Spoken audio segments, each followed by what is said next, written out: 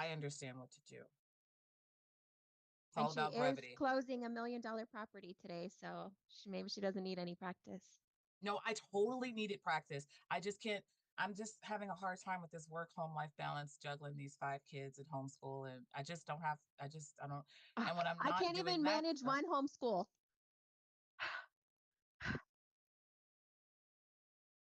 yes.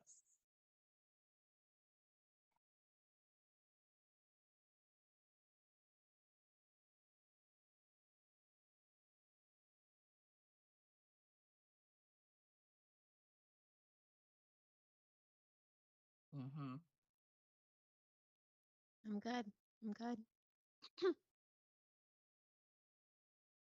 Okay, here I come, getting my timer. 2 o'clock.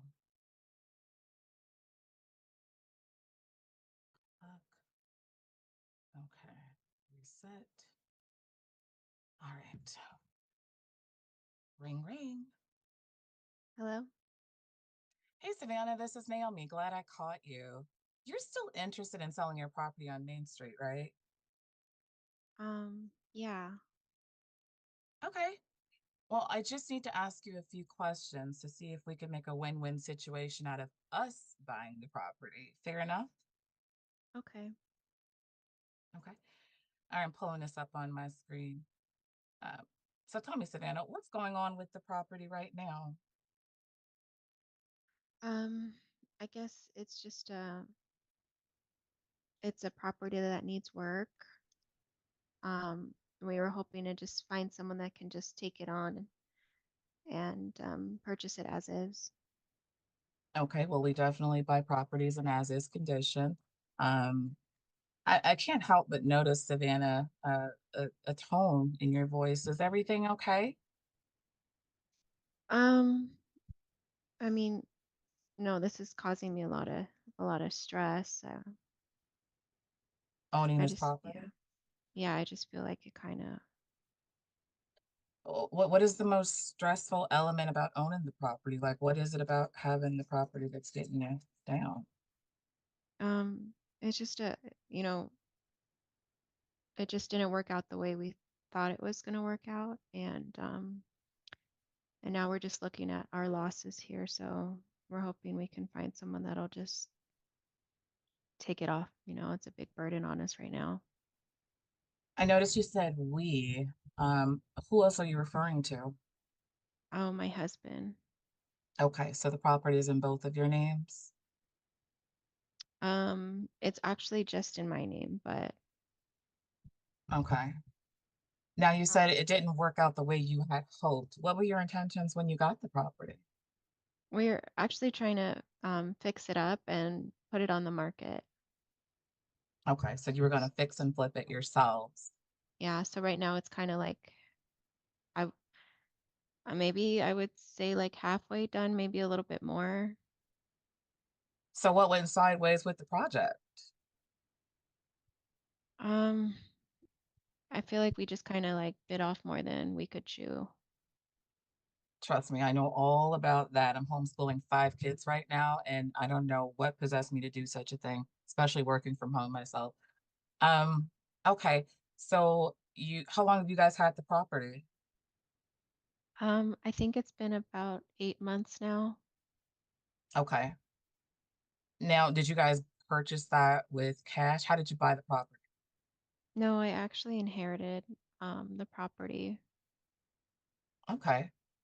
All right. So you inherited the property about 8 months ago, and then you were gonna fix and flip, but that didn't work out. You guys started the work and you were about 50% done. Have you looked at any properties in the area um that are fixed up completely? And like, do you have any idea what that would sell for all fixed up? I feel like, it could have sold for a lot. But I just, obviously I understand that it's not, um, you know, finished. So we do have to just take into consideration that work that still needs to be done, so I'm not Absolutely. expecting to get it sold for the most amount of money. But properties that are all fixed up, that are similar to that property, you said they could sell for a lot. What do you? what are you considering a lot? Um, I mean, it is like $1 million neighborhood Okay, if it was all, you know, fixed up. done. Well, how much were you looking to get for the property, understanding that it does require, a substantial amount of work? Yeah, I would like to see what like the most amount we could get for it. I just feel like I'm not really sure. I feel like we're just like in this big mess right now and it's really stressful. Tell me more about this mess. I mean, what do you mean? Like, I understand you said you guys bit off more than you can chew, but what kind of a, situation has this property put you in that you have to get rid of it, expeditiously? Yeah, like I said, I think we didn't expect it was gonna cost so much. And then of course like, you know, a bunch of things popped up with the construction and it just started costing more and more money and we just can't afford to finish it at this point. Are you Um like hemorrhaging money right now? Like, are you coming out of pocket? Like, are you spending? I've had a situation like this before where someone inherited a property and they thought it was going to sell for a lot. So they went into their life savings. Does that sound like your story? yeah, I mean, we've put a lot of money into it and Okay. Well, it's you've yeah, given it's me quite a cost. bit to mull over. Savannah, I don't want to rush you. I do have to get on I have to get into a meeting really soon. But this does sound like something that we'd be interested in taking off your hands. We buy properties in a number of different ways. And I think I have a solution that'll work really well, where maybe we could just bring in the workers to fix it up. And then once it sells, we could, split the money. Does that sound like something that might work for you? Yeah, it could. We do have some. And that is time, ladies and gentlemen. All right. Very, very interesting to play display from Naomi. Very interesting. Um, I'm interested in hearing everybody's feedback. Guys, let's get straight to this. We got to get to Imran here pretty quickly. Mike, I'm going to let you go first on this one. Samir, whenever you're ready to share, let's see what the people say.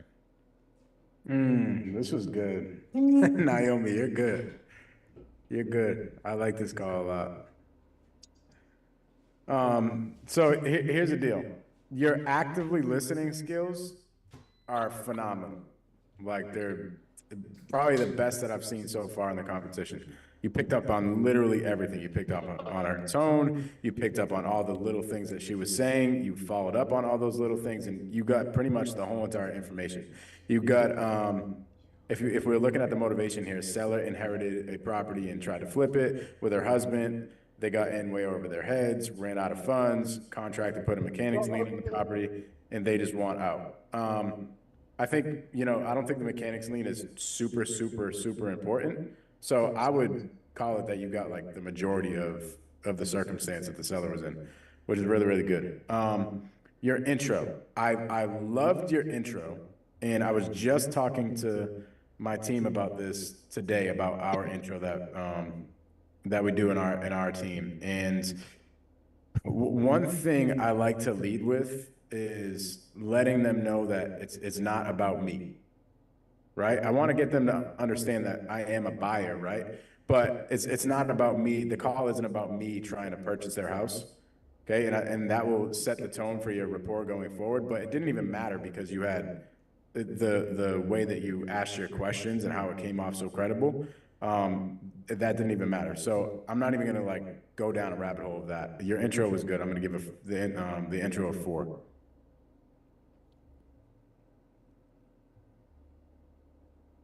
Rapport building. The reason why your rapport building was so good is because of your actively listening.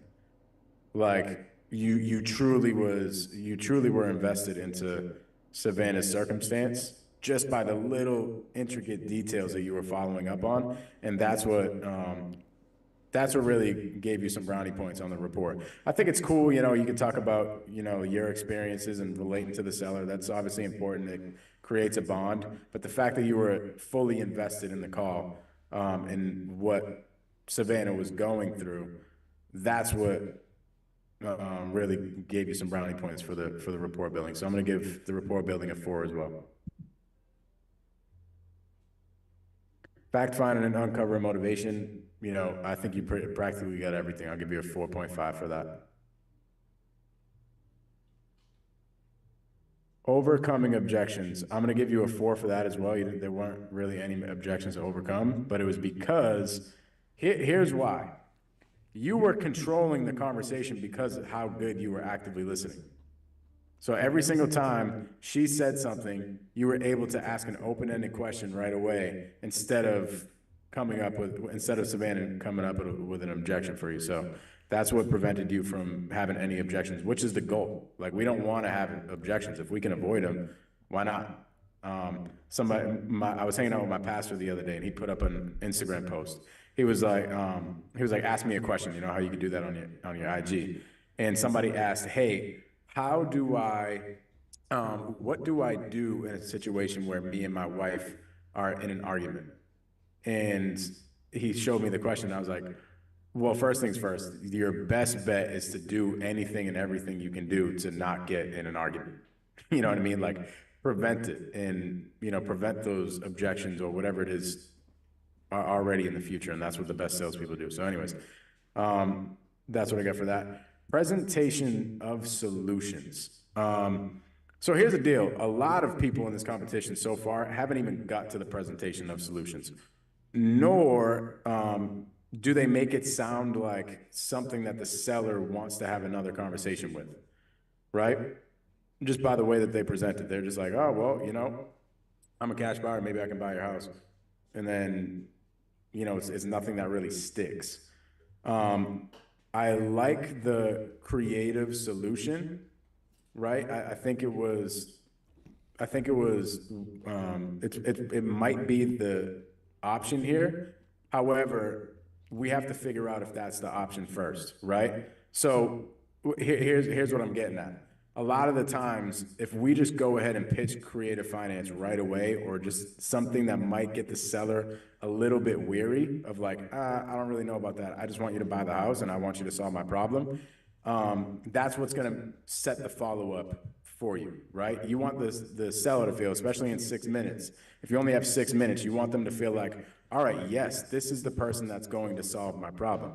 You gave them the solution, right? Hey, I am going to, you know, we could potentially partner or something like that. But what if she wants absolutely nothing to do with that? You see what I mean? Now she might not want to answer the next call. And the goal here is to get them to answer the next call. So instead of just saying, you know, exactly how you were going to do it, what I would do for people moving forward is I would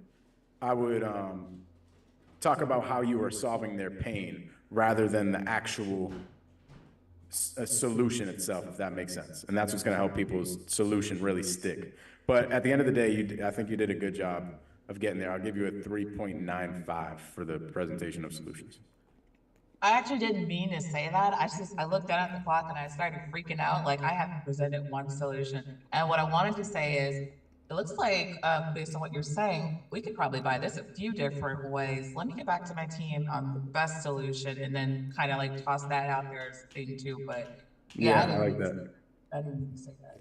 Yeah, 100%. And I could tell you were like, dang, I don't got much time, which stinks because you didn't even get to the freaking follow-up. Like, this is why practicing, oh my gosh, Naomi, like, if you practice this, you literally could have gotten like 4.5s to 5s across the board from everybody. Like, if you just had time to practice. I know you got a lot going on and stuff like that, but it's tough. I literally practiced for like a whole entire week to get these things done, but there just wasn't any follow-up at all. So it stinks, but I got to do it. It's a goose egg for the follow-up. Boom. Okay. I'm actually somewhat surprised by these numbers. I actually feel like Naomi was a little bit surprised by these numbers. Maybe she wasn't, but I don't know that Naomi felt like this was her best showing. So I genuinely, yeah, I think these numbers are a little bit on the generous side. I'm going to go last. Samir, go ahead. Okay. All right, Naomi. So intro was probably my favorite part of the call. I like that it was clean, quick, delivered well. You know, I mean, we've mentioned it a few times in the competition already, so we're trying to keep our personal opinion out of exactly what I would say, and lean more into the delivery. And I think you delivered it, you know, about as well as you could have, and you came in super clean with that. So I'm actually gonna give you a pretty good score on the intro. I'm gonna give you 4.5. The intro I liked. Rapport, I was in two minds about because I think you had a chance to really kill the rapport when you acknowledged her tone. But I just don't feel like it really went anywhere. I think you mentioned the tone, which was smart. You almost broke the fourth wall a little bit by literally mentioning the term tone, and talking to her about it. I just think you could have dug a little bit deeper just because the tone didn't necessarily like go away. Right? Like that tone kind of stayed through it. She was overwhelmed. And there just wasn't a lot of time spent on it. So I'm actually gonna go 3.5 on the rapport. With that being said, I think you focus a lot on the fact finding. I agree with Mike on that end. I think majority of the conversation, probably closer to 90% of the conversation, it felt like was on the fact finding. And you did shine on the fact finding. I think you did a great job being very attentive. You got her to basically almost give the motivation to you to a large degree, almost word for word, with the exception of the mechanics lean, which I do think was something that you would need to know, especially with, for example, the solution you presented, which seemed to be an ovation, if I'm not mistaken. And going into work with her, obviously, if there's a lean, you're going to have to work with that. So I'm going to give you a 4 on the fact finding. I think you got a lot of the general information. Overcoming objections, that one's always tough when we don't have a lot that come up. So it's not like you were having the, you know, walls that you couldn't get through, but I think the conversation stalled out so much on the fact finding portion of it. It was tough that you were going to get overcoming objections. It typically is when it comes up, you know, it might be during the solution portion or when you're kind of actually getting more into the meat of things. That's when it comes up. So for overcoming objections, I gave you a 3.75. Presentation solution, this is a tough one. Presentation solution for most people, it's been really tough in this competition to get to. Solutions, I could see what you try to do there with the novation and just mentioning something, and maybe a novation works. Or again, that's at least what it sounded like to me, where you're basically saying, let's partner up and we'll do the repairs or whatever. But you don't really know, right? Like you even mentioned it. You were just running out of time and you wanted to throw her a solution. So kudos to you to at least be able to throw a possible solution. But if anything, that might actually be what ends up bringing up an objection, because she might be like, what do you mean? Like partner up, bring in contractors? You know what I mean? Like there's just so many things that kind of go into that. But at least you tried to kind of, you know, set the table on it. So I'll give you a 3.5 on the solutions portion of it. For the most part, you know, if you get to at least laying the table for the next conversation, I think it's a solid enough play for the call, depending on the time. But I just think this one, it was just, you know, it was kind of a shot in the dark. To your point, I think you actually would have been better off with the what you mentioned here, which was just letting her know, like, hey, look, I know there's different things we could work on. We'll just hop into it on the next call. And unfortunately, yeah, you weren't able to get to the follow up because of that. I don't even think we started the convo on it, so gotta give the goose egg on that. DQ is muted. No. Good stuff. So I'm going to be really honest here, and just throw this out here, really for Naomi's sake. Even if I gave her a perfect score, it's not enough for the top 8, right? So understand that my heart is to be genuinely as transparent as possible about these things. Naomi, for me, is her best and worst enemy, right? Because she's got such a great skill set. So I'm going to talk about what's important here first, and then we're going to go. I'm going to make this quick so we can get to Imran. So for me, the biggest issue that Naomi has is it sounded like at the beginning of the call she was trying to bring down her energy so she didn't overtalk. It almost felt like that was her way of not overtalking. Is that right, Naomi? Absolutely. Like when I tell you I've been running a mile a minute all day today, and I put it in the chat, the Facebook chat, like, could I please reschedule? Because I knew my energy was just like all over the place, and I had anticipated like practicing at least 30 minutes before I, did this thing. Because all I really needed was like a 30-minute, No, I to got you. get this thing. And so I didn't have that. I just came in straight off of that, and then I haven't eaten today. I'm drinking cappuccino. Macchiato. So I'm just like, okay, Naomi, just focus, just like get your head in the game and just have a conversation. That's all I kept telling myself, like just have a conversation, be mindful of the time. And yeah, I didn't get my 30 minutes. So I get that, right? Savannah, can you get Imran's stuff put together? So that way we can just go straight away. So here's the thing. I could tell that, right? And I could tell that that energy was off. Here's where it got a little bit tough.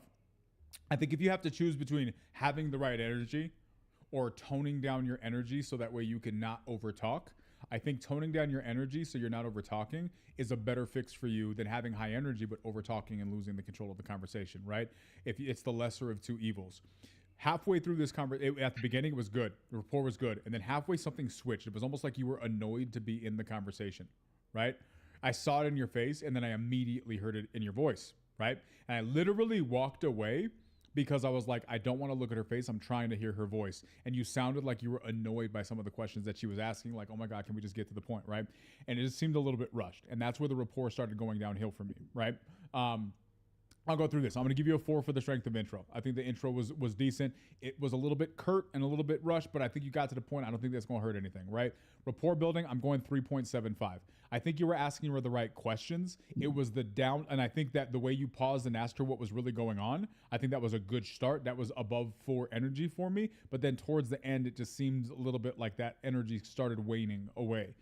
Fact finding, uncovering motivation, I'm going to give you a 4 for that. I think you got all of the stuff except for the tax lien. That could be important because that's going to be a numbers thing. I don't think it needed to happen in this conversation. So I think you did a great job of getting her to open up and share information with you. I'll give you a 4 for the overcoming objections. I've kind of been doing that when there wasn't anything. You did a good enough job of pushing through stuff. But I think that's to Samir's point. There's things you lob out there as ideas, and then there's things that you don't. Innovation is not something you just lob out there the way you do it. I feel like that's something you got to kind of tee up a little bit better. So I'm going to give you a 3.75 for presentation of solutions. I think that was a good path. I think it could have been presented earlier. You could have probably done it like another minute or two earlier. And then I think that it was just weird. But yeah, obviously you weren't even close to starting the conversation about the follow up. And yeah, like Naomi, you obviously know you got the skills. I think it's finding the balance. That's really all it is. It's strengths and weaknesses, finding the balance and the happy medium. And yeah. Great feedback, guys. Oh, look at Naomi. This is not the Naomi we know and love. Well, that's because I'm a little disappointed in myself. I thought that I would have carved out some time to do some timing of myself with this. But, at the end of the day, this isn't the only opportunity that I'll have to be in a competition like this. So it is what it is. Many, many more. Okay, that being said, Naomi, thank you so much. We love you. We appreciate you. Imran, let's get Imran ready to go. Savannah, go ahead and send the stuff. We'll get Imran going. Let's get through this quickly. Mike, we can't do closer feedbacks on Imran, bro. We got to do normal people feedbacks, maybe even integrator feedbacks. Not the technical kind, but like the really brief one where you say 5 words when you should have said 30. All right. Wait, I don't see it. Savannah, okay. Never mind.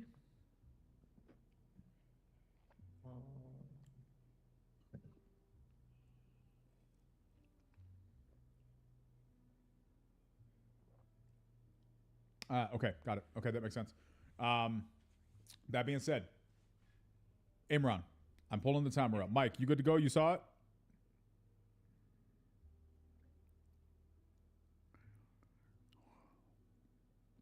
Yes, sir.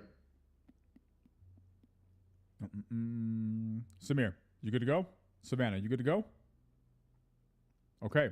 Imran, are you good to go? Do you have any questions, comments, thoughts, feedback? Well, very first time in the competition, pretty new. Haven't done this type of stuff before, but I'm excited to do it. Little nervous, but yeah, I want to do it. Okay. Imran, we're happy for you, man. A lot of the people that are coming out here doing their thing are coming way outside of their comfort zone. And it's been very inspiring to see. Lizanna's a testament of what's possible. So I'm not counting you out until you're out. So that being said, when you say ring, ring, Savannah says hello, I start the timer. You got 6 minutes to do the things. Ring, ring. Hello. Hello, Savannah. Yes. So who Hi, is this? hi. This is Imran. You talked to my assistant Allison 2 days ago. You showed interest that you wanted to sell your house. Is this a good time to talk? Um, yeah, no, it's okay. Okay. All right. Great. So we buy a house locally in this area, and I wanted to see what got you decided to sell the house. Um, I'm in a kind of tight situation with the bank, and I feel like this might be the best option. Oh, I see. Um, your voice sounds very sad. Are you okay? Um, there's a lot, there's just a lot going on. I see. Well, sorry to hear that, but I'm here to help. We'll see what I can do. We'll do everything in our capacity. So you mentioned that dealing with the bank. Can you tell me what's going on with the bank? Yeah, I missed a few payments there, and so they're threatening to like, take it to auction. Oh, okay, okay. Uh, if you don't mind, what caused you to fall behind on the payments? My mom's actually really sick, and I had to um relocate to come take care of her. So it's just like I said, like I told you, there's just so much going on here, and I just Oh, I can't afford those payments right now. oh, I'm sorry to hear about your mom. Is it very serious now? Yeah. Oh, very sorry. So you said you moved to close to your mom. So what do you mean? Can you tell me about it? Like you live in another place? She lives in Arizona, so I had to move down here. Um, so the house I'm selling is actually in Georgia. Oh, okay, okay. So is anybody living in the house right now? No, nobody's there right now. Me and my kids are down here in Arizona. Oh, okay. So it's vacant. I see. Uh, uh, are you planning to move back to Georgia, or you're going to be in Arizona permanently? It just depends how much time I have left with my mom. Oh, okay, okay. I'm so sorry to hear that the situation.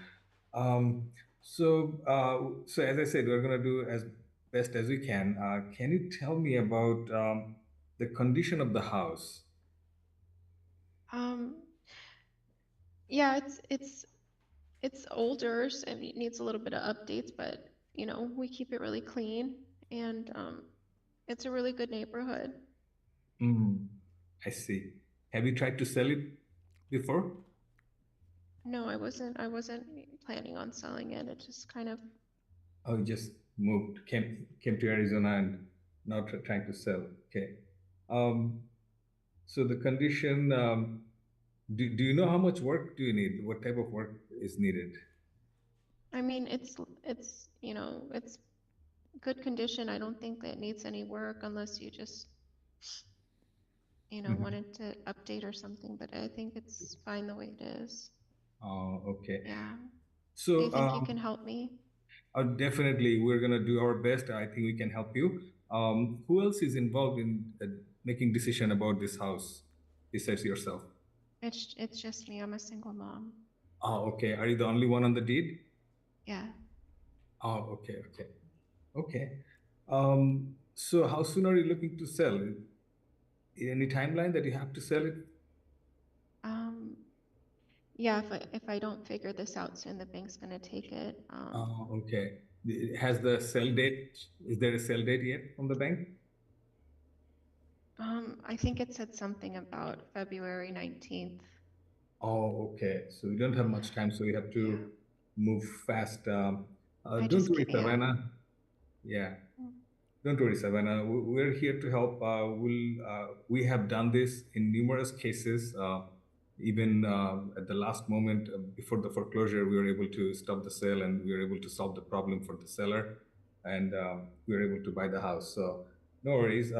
So as I understand that there are some issues, you have to take care of your mom and house needs some work, and there is foreclosure coming. So I got that. So I'm gonna talk to my team, and we're gonna come up with a couple of solutions for you. So when is a good time for me to call you back? Um, I mean, would it be like later today? You can call me back Oh today. yeah, yeah. At 8 p.m. this evening, how does that Yeah. sound? Okay. Yeah, that's okay. I'm just really, I just feel like this needs to be taken care of quickly. I'm Oh, kind of definitely, definitely. Don't freaking worry, out. you're in good hand. And I hope things get better for you, and wish all the best for you and your mom and your family.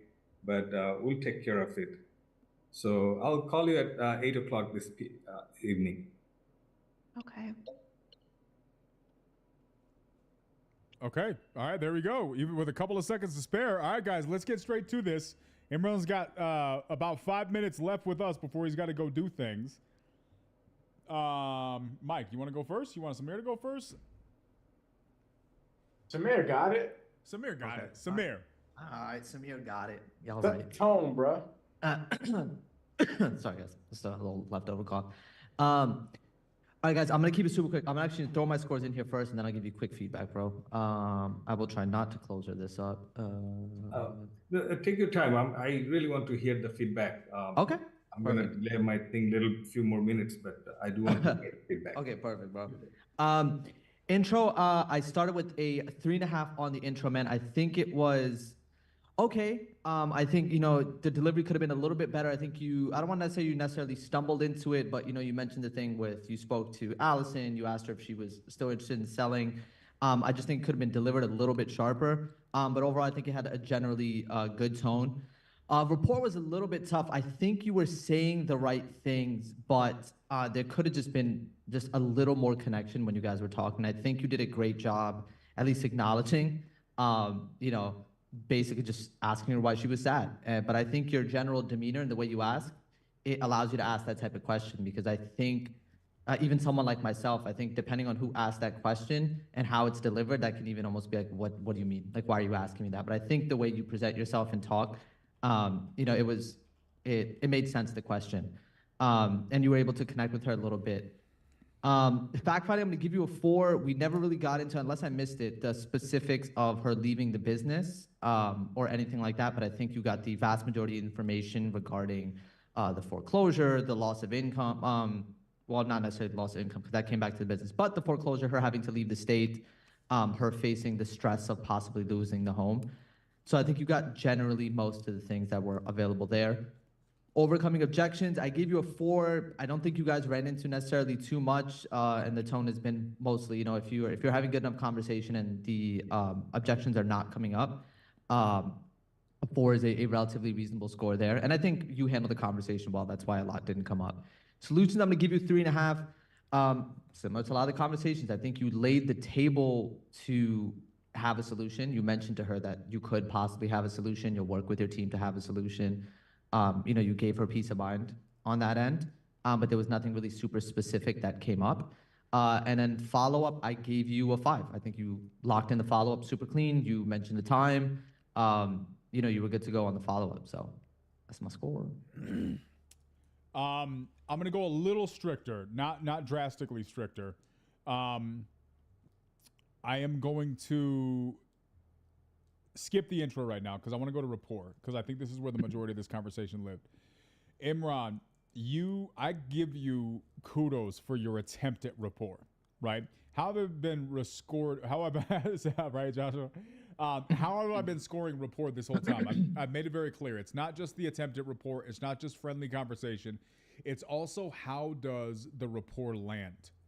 And that's where it was tough here. If I was grading you on your attempt at rapport, I would give you a 6 because you could tell you were really trying, but it just wasn't landing, man. Like it was just this gap in the rapport, and you were like, "Oh, talk to me about." And so this is where getting the skill set of properly delivering the message becomes really important because a person's intent has to be received as well as they meant it. Because You can mean well and it still still received bad. Do we all agree with that? I don't think this was received bad. I just don't think your plane landed, right? And that was the issue. It was just this gap between where you were trying to be empathetic and it was like you were trying to sound like it. It just wasn't fitting. So on the rapport building, I'm going to give you a 3.5, right? Again, I would give you a 6 if it was for your effort, but I don't feel like Savannah felt any better about your situation, right? And that's an important thing about rapport.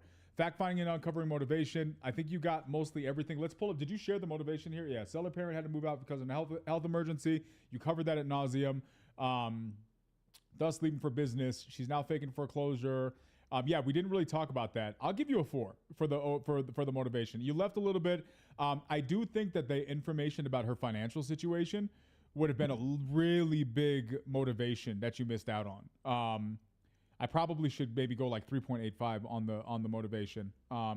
Because the reality is that right there, that's the meat and potatoes. Like that's the meat that you need to like, oh, this is situation. Not only is your mother passing, right, potentially, but you also need to sell this house because of like this financial thing. It's not just foreclosure. You had to leave your business, right? So I think uncovering that would have been really, really important. Overcoming rejections, I'm going to give you a 4 there. You didn't really run into anything. What was the solution that you presented? That's the part that I'm trying to figure out. Like, what was the primary solution you presented?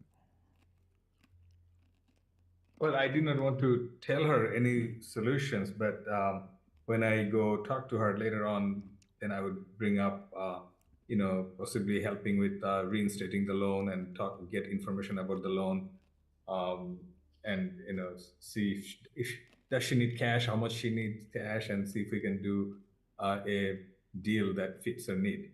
Yeah. But no specific solution at this point. Yeah, and I think that's okay. There's a place where that's okay. But it didn't feel like, other than you trying to sound like a nice person, there wasn't really a lot of direction from this conversation. It didn't feel like she was like being guided down this path where she was going to get somewhere that was going to help her, right? I feel like she was just more like, and that's why at the end of the call, she's like, wait, what, are you going to call me back today? At the end of the call, we want them to feel like, okay, I know something good's happening here. And the fact that her last call was like, wait, are you going to call me today? Means that she was still looking for the direction that she didn't get. I'm going to give you a 3.5 on that. You get a 5 on the follow-up. Because you scheduled the follow-up with time to spare, and I think it was very intentional. She expected the call back today. Strength of intro is a little bit tough, man. I'm trying to be really, really respectful about this. I'm going 3.5 with Samir. I think it was good. I think that it's just fluidity, bro. It's really just fluidity.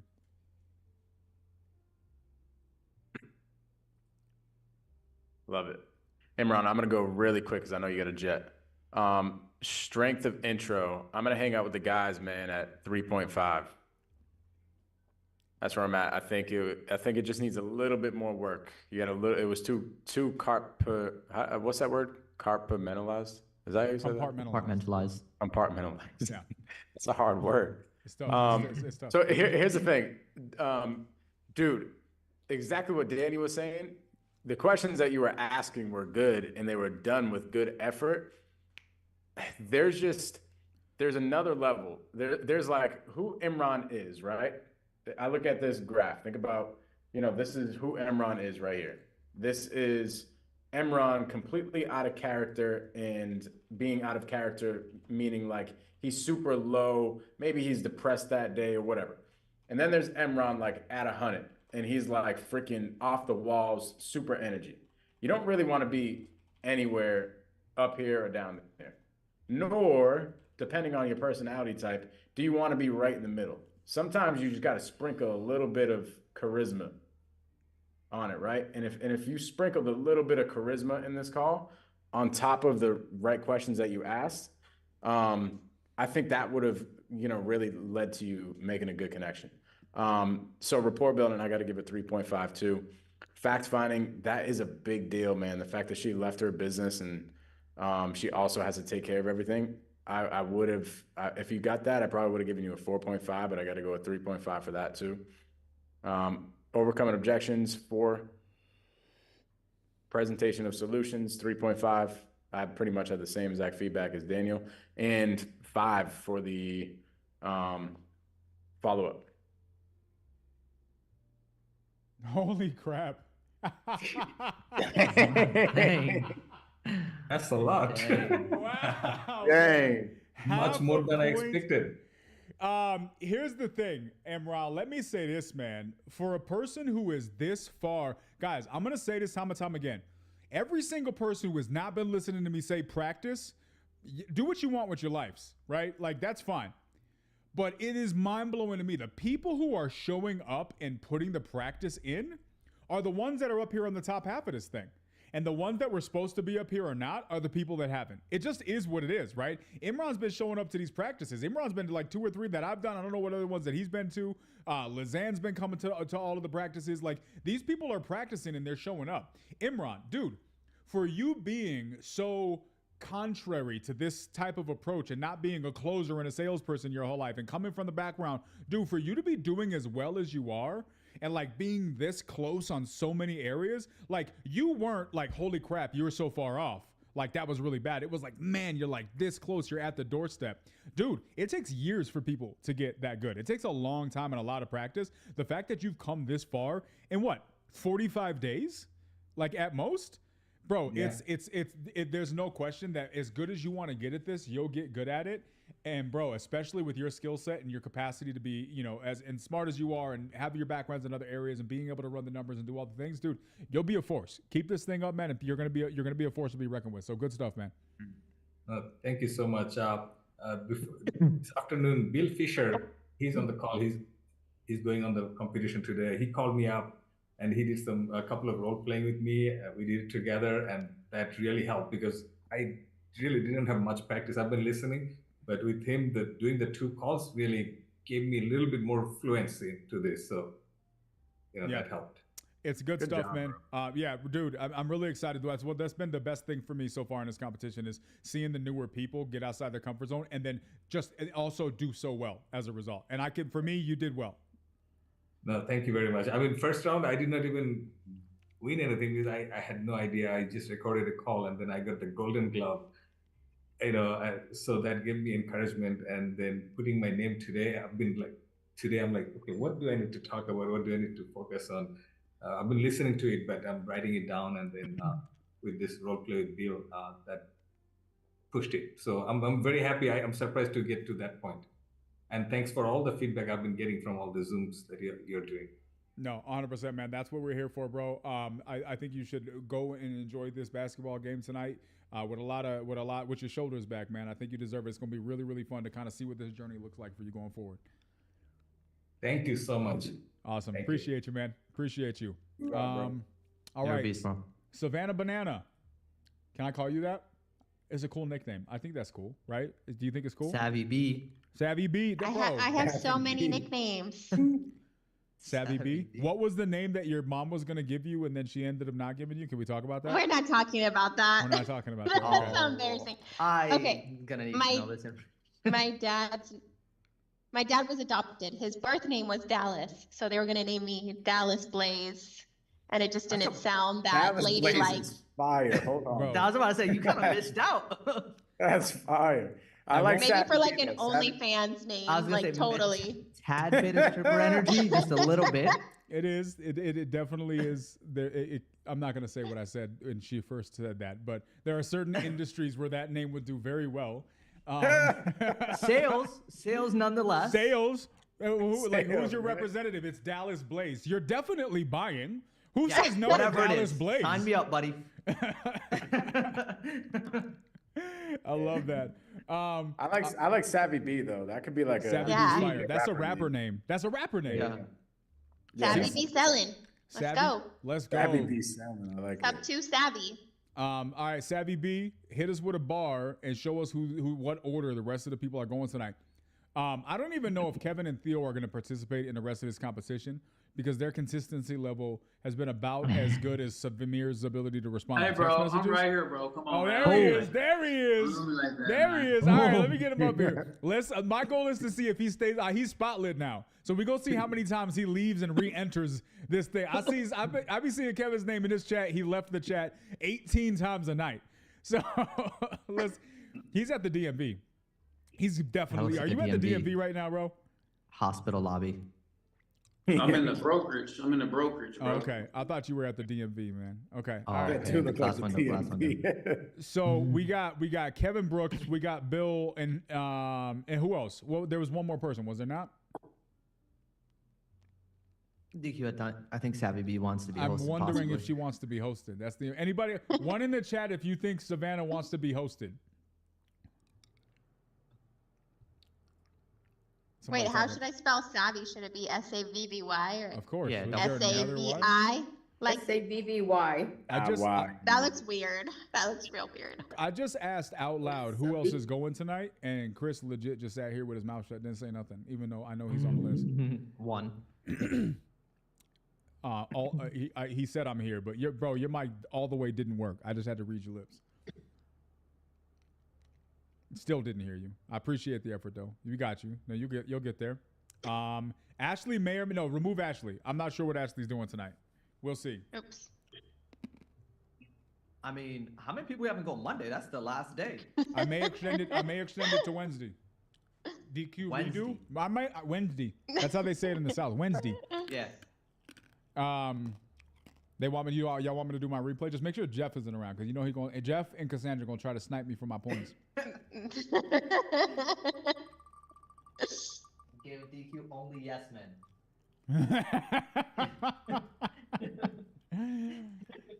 All right, Kevin B.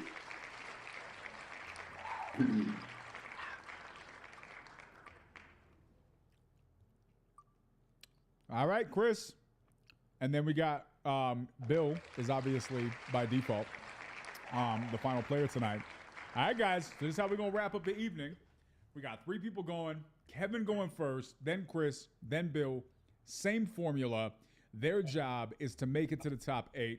We only got so many people that are left going in this thing.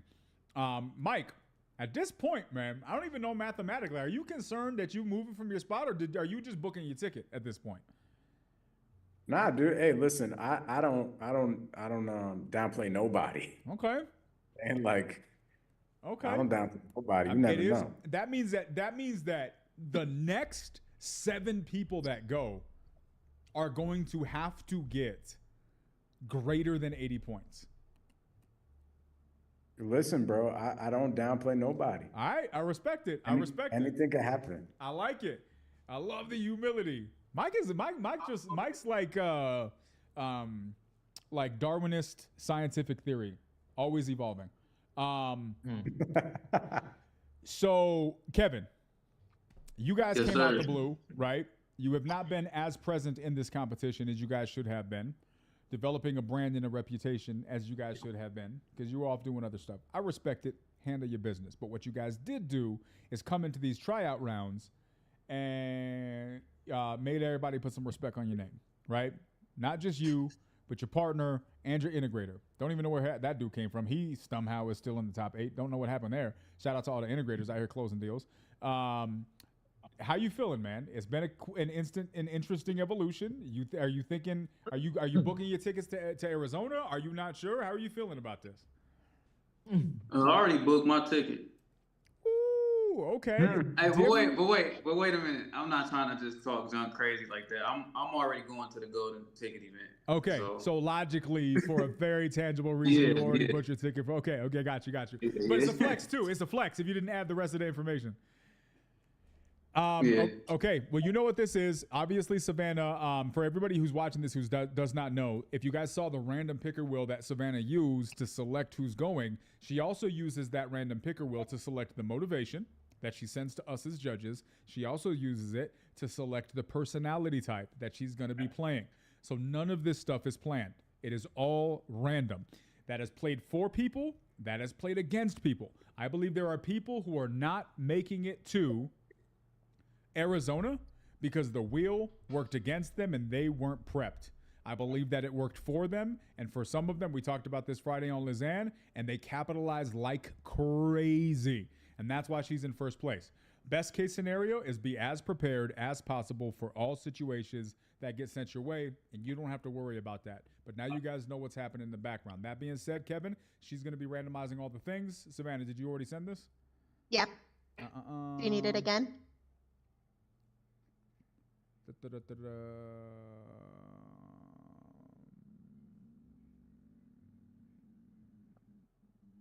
Okay, we got it. That being said, whenever you're ready, we're gonna go ahead and hit that timer as soon as she says hello, and then the ball is in your court. Actually, before Ring you go, ring. well, Oh. hold on, stop. Before you go, give me 1 second, guys. Give me 1 second.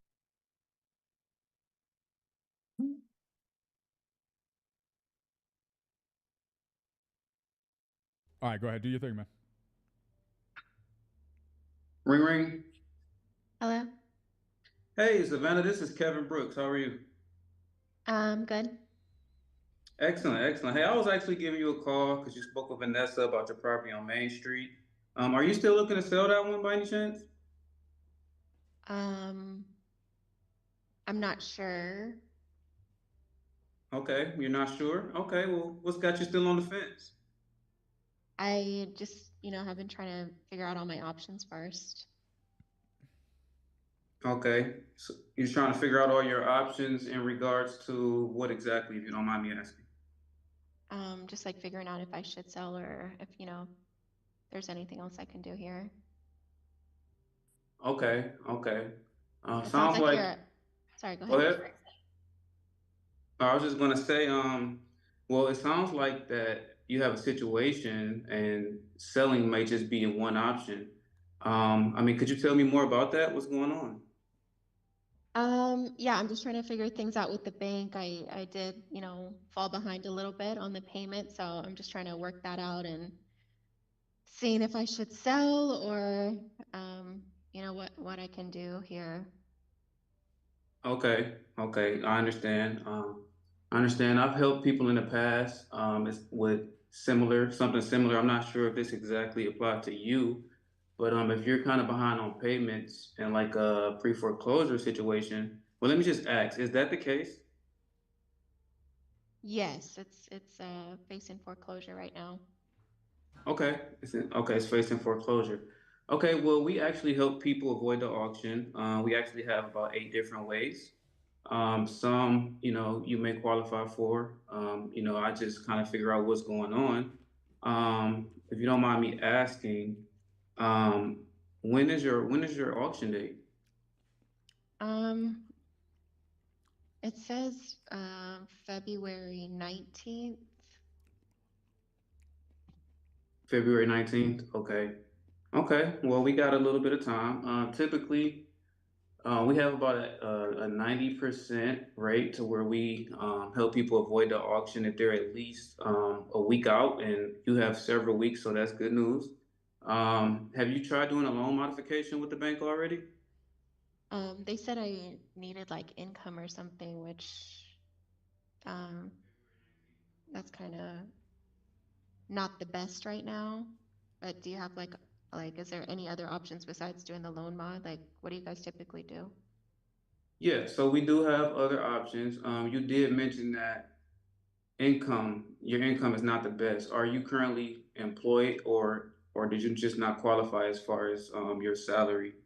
No, I'm not. I'm not working at the moment. No. Okay, not working at the moment. Okay. Well, another option is maybe we can get you a hard money loan or a bridge loan, something of that nature. How's your credit, if you don't mind me asking? Does this like really affect your credit badly, or Yeah, um, what, I did take some hits on this, on the stuff that's going on with the mortgage. I mean, besides that though, like if I couldn't take out the loan, like do you have other plans? Like how you typically help people with this? Yeah, what I like to do, Savannah, I typically like to set appointments in person, and for a couple different reasons. Number one, I want you to know who you're working with. I know a lot of people take advantage of people in situations like this. There's a lot of scamming things like that going on. Another reason is I know you're probably getting a lot of calls, and I just want you to know, get a sense of who you're working with, like on a personal level. Like, and another thing is, I need to look at the house to kind of figure out another creative way that you might be able to qualify. It kind of depends on the condition of the property because we want to make sure it's in a certain financeable decision. I mean, I'm sorry, excuse me, not decision, financeable condition. Would you be opposed to maybe meeting up in person? Maybe we can meet at like a coffee shop first if you're uncomfortable with me coming out to the house. Yeah, it's a little bit challenging because I have the kids. So is there anything we could do like over the phone first? Yeah, absolutely. Well, I could just kind of run you down a couple other options we may have. Typically, it's certain types of loans. Another option is selling a property. I know you mentioned that to Vanessa prior to. You could either list it, but you know, if you go through the listing route, it can be very time consuming. You know, but another way is like a fast cash sale. That way you could actually walk away with some money and we can actually help you get into your next place and starting all over if, you know, if need be. Does that make sense? Okay. Okay, perfect. So, which direction do you think you know you're leaning more towards? Like, are you trying to keep it more so, or do you think selling would be the best option? I mean, perfect world. I would love to keep it. I just don't know if that's really realistic for the situation, just based on the finances and, things going on here. So I am open to looking at an offer and maybe you could just, put together something I can look at just to bring Okay, forward. so let's do this, Miss Savannah. Let's do this. I'm sorry to cut you off. Just want to save some time and effort. Let's set Yeah. an appointment for another call back in about maybe 30 minutes, and then we'll book an appointment for me to come out and meet you at the Okay. house. Okay. That's good. All right. Chris, you got to leave that timer off. Oh, I can't hear you, Daniel. Oh, I muted myself instead. Chris, you got to keep your timer off, bro. It conflicts with my timer over here because there's a delay, and I don't want people to lose seconds because of a delay and things like that. Oh, I didn't even know that showed on the screen. I thought it Yeah, just no, showed. you're good, man. You're good. You can keep it for yourself, but just be cautious. That being said, all right, guys, interesting call. I have a lot of opinions on that call. I have a lot of very strong opinions on that call, but I'm not going to go first because I don't want to. So who's going Why first? not? I don't know. I got you. Okay, I might get all you. right. I mean, okay. Hold on. Let's do it. Hold on one sec. I'll go second. Say less. I'm interested to hear Mike's feedback. I think I know what Mike's feedback is going to be, but I could be wrong. I'll tell you. You know, if I this was is wrong. actually this might be the funnest part of this thing, like listening to each other's feedback Yeah. and getting confirmation. Like, yeah, we on the same page, bro. Yeah. You know. Love it. All right, bro. Well, here's the deal. Strength of intro. Actually, can we talk about the motivation really quick? What was that? Can we pull that up? That's the tough part here. That's the toughest part of this call is the motivation. Yeah, bro. So here's what the motivation was, everybody. Seller is struggling because ex-husband stopped paying alimony and child support. He quit his job and she suspects he's working under the table to avoid paying support. She is now behind on her mortgage. She did not want to sell, but her back is up against the wall. Okay, so that's the motivation. Let me get to the intro really quick. Intro, man, it was smooth. Like you came off smooth and you sounded pretty credible, and there wasn't really any kinks in your intro. It was a little bit I'm not gonna say it no more, yo. I don't know how to say this word. Compartmentalized? Is that Compartmentalized. is that your word of the day? I think Dude, it's hard. It's his word of the day. I like it. It's tough for me. So yeah, there were just a little bit of too many sections, and what happens when you do that is the seller has to do too much work. Like we want it to just get right into it, so the seller doesn't have to do too much work. They don't want to talk about how they are. They don't want to talk about how their day is and all that type of stuff. They just simply want to know what's going on and get right into it. But the fact that it was pretty smooth and you came in credible, I'm gonna give you a 3.95.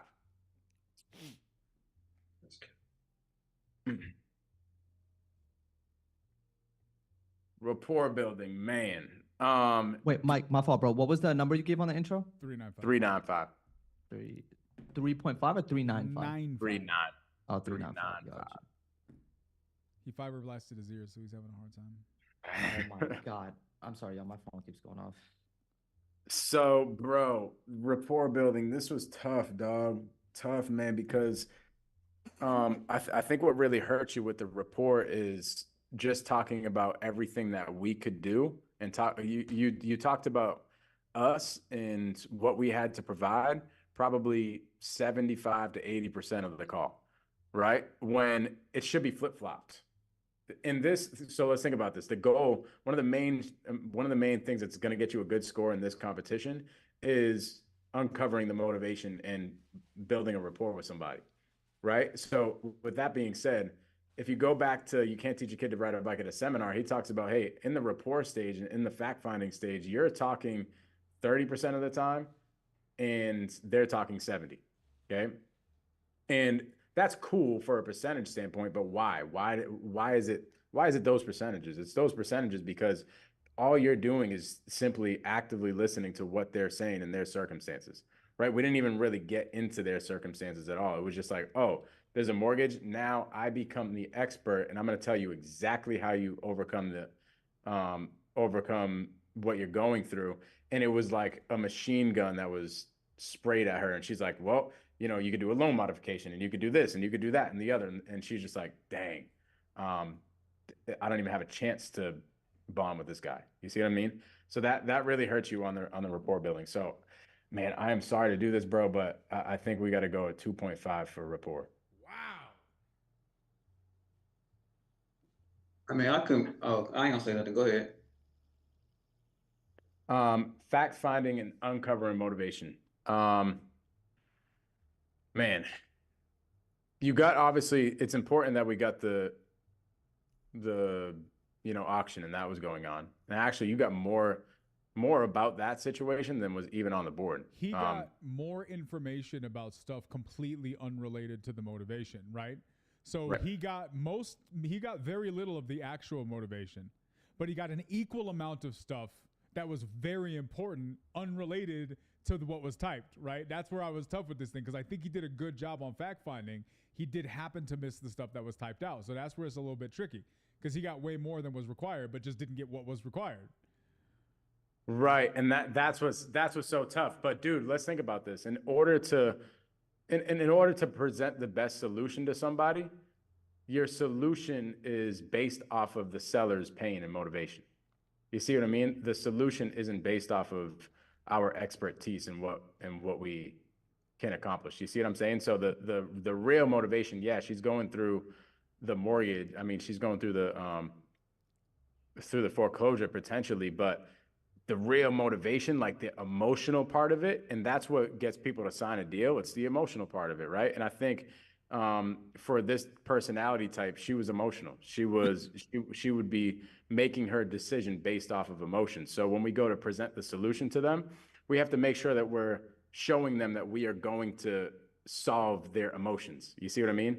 And that's why it's so important to get the right motivation. So, dude, you crushed it as far as like your questioning is how you were going about your questions and how fluid they were. Like, bro, you were fluid throughout the whole entire freaking call. And I think now that I say that, bro, I wanna bring the rapport building up to a 3 because of how fluid you were throughout the whole entire call. Yeah, so it's tough for me too because I actually call pre-foreclosures for real. Yeah. So I'm really in it based off of that. With her auction being so far back, like you don't go into all of that. Like the goal is to you're not gonna get the deal until like the last week.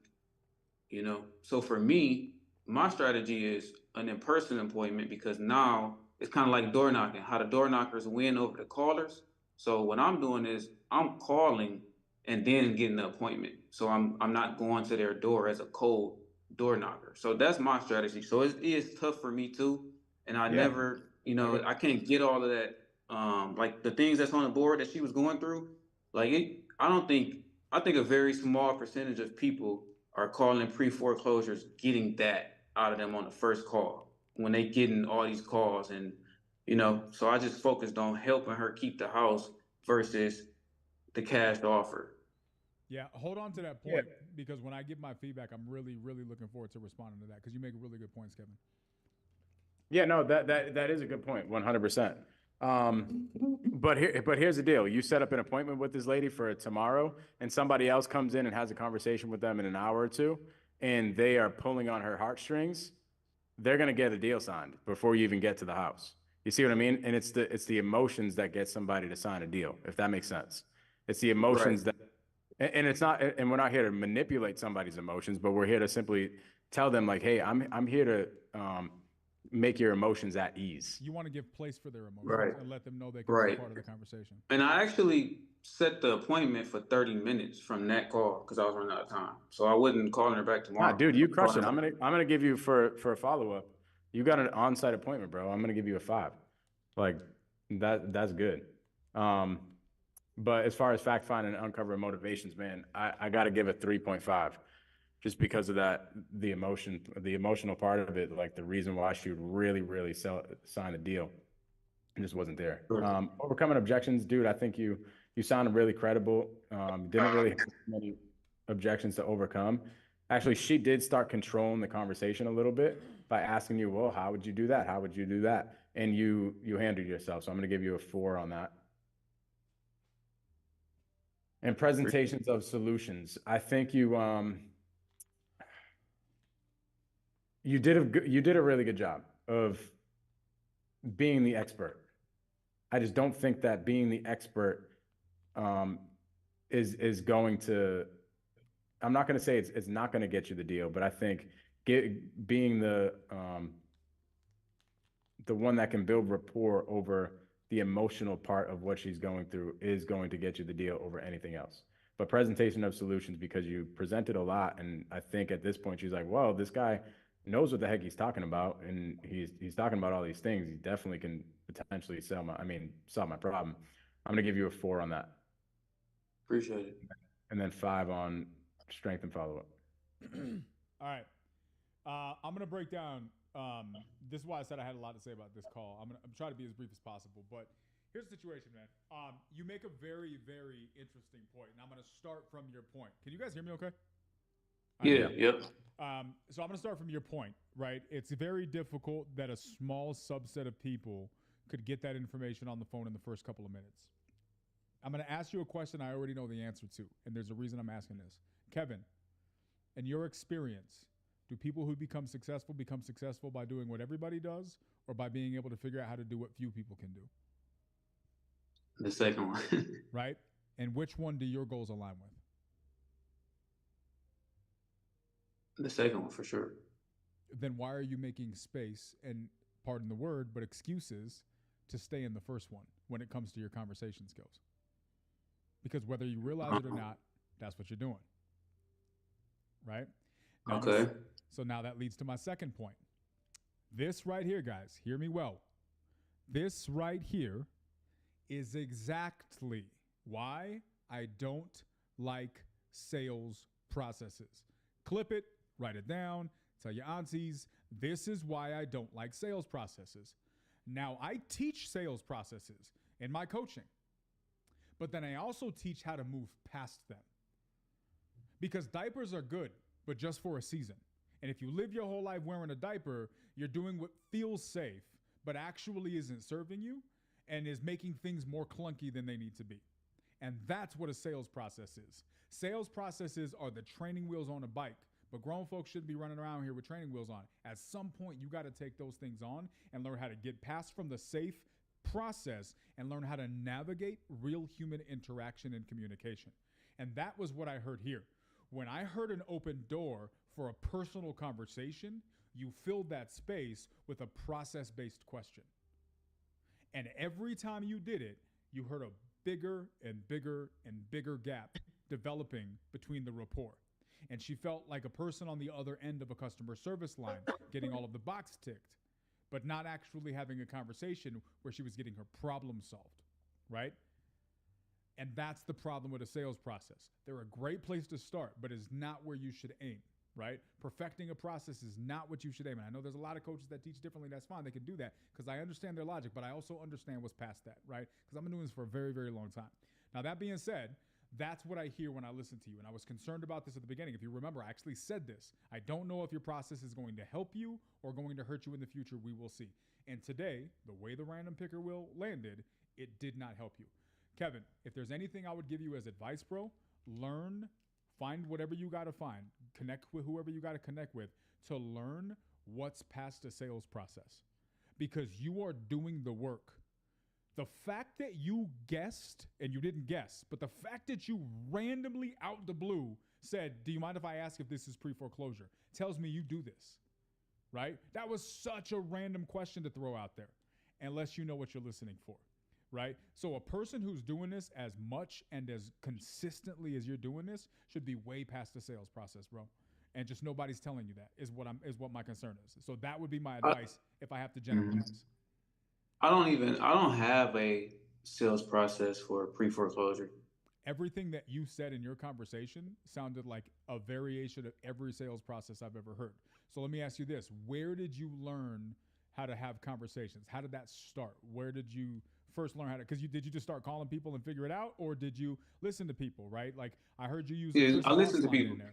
There you I go. listen to people. So when it comes to pre-foreclosure, I just ask some questions. Like the reason why I told her about the appointment is I said so you can know who you're dealing with.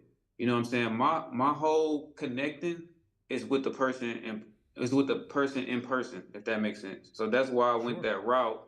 So I don't tell because what I found out is like I had a seller last week, right? And I went through everything with him. And then when I got him back on the phone, he told me somebody else called him and said the same thing, right? So I see your point. So now my strategy is getting in front of them because I don't want to be just another voice on the phone telling them the same thing. But that's not the wrong. So you're looking for a solution, but that's just not the right one. That's a solution, and that's a solution that will work. But Mike brings up a great point. What happens if somebody calls who's better at this before you show up? You lost out because you were trying to use an in-person meeting to make up for communication skills you should possess on a telephone call. I mean, in all fairness, when I don't remember the guy's name, but the guy who had the red cellar, when he said, "Well, I'm gonna come out to the house and look at the condition," you guys credited him that. Yeah, It was like it's like the same thing. No, it's not the same thing because the situation was 100% different, right? This was a person who was not open to anything, who did not want to have a conversation, who was about to hang up the phone, and so he pattern interrupted with a solution that was not expected, and that kept the conversation going. You had somebody, on the other hand, who was begging for empathy, who was begging for a conversation, who was begging for something, and you offered her none of those things, but you offered an in-person appointment. You see what I mean? Well, I did ask her what was going on. Like she didn't tell me all that. Correct. Like, and that right there is where it is, Kevin, because it's not what you say, it's how you say it. And that is the crux of what we're saying here. To your point, you say you don't have a sales process, but you do listen to people. Well, then by default, you have their sales process. You just don't know it. And so what you've done is you've by default, because you haven't chosen a path of your own, you're hustling, you're grinding, you put your head down, you're listening, you're just taking bits and pieces of other people's stuff. Well, what that is that's leftovers. And that's good, right? Leftovers will fill you up, but it's not the ideal meal. It's not going to get you in the shape you want. If you want to start getting into becoming a bodybuilder, you ain't going to be a bodybuilder off of leftovers, right? You got to learn how to plan your meals out. You know what I mean? And so this is the solution to things. And I say this to you because you're the guy here. We'll transition and I'll score this thing out, bro. But guys, for everybody that's doing this stuff, this is what you have to choose. You got to choose your journey. You got to decide, am I going to be intentional about this or I'm going to figure it out? And there is a lot of people who are out here who I know aren't even doing the work. So the stuff that I say is going to go in one ear and out the other. But there's no scenario where I don't see Kevin doing the work. Kevin's crushing. Kevin probably outworks half the people in here. That's just my guess. I don't know. That's the vibe that I get. Am I wrong, Kevin? I mean, I don't know what they do, but I do work.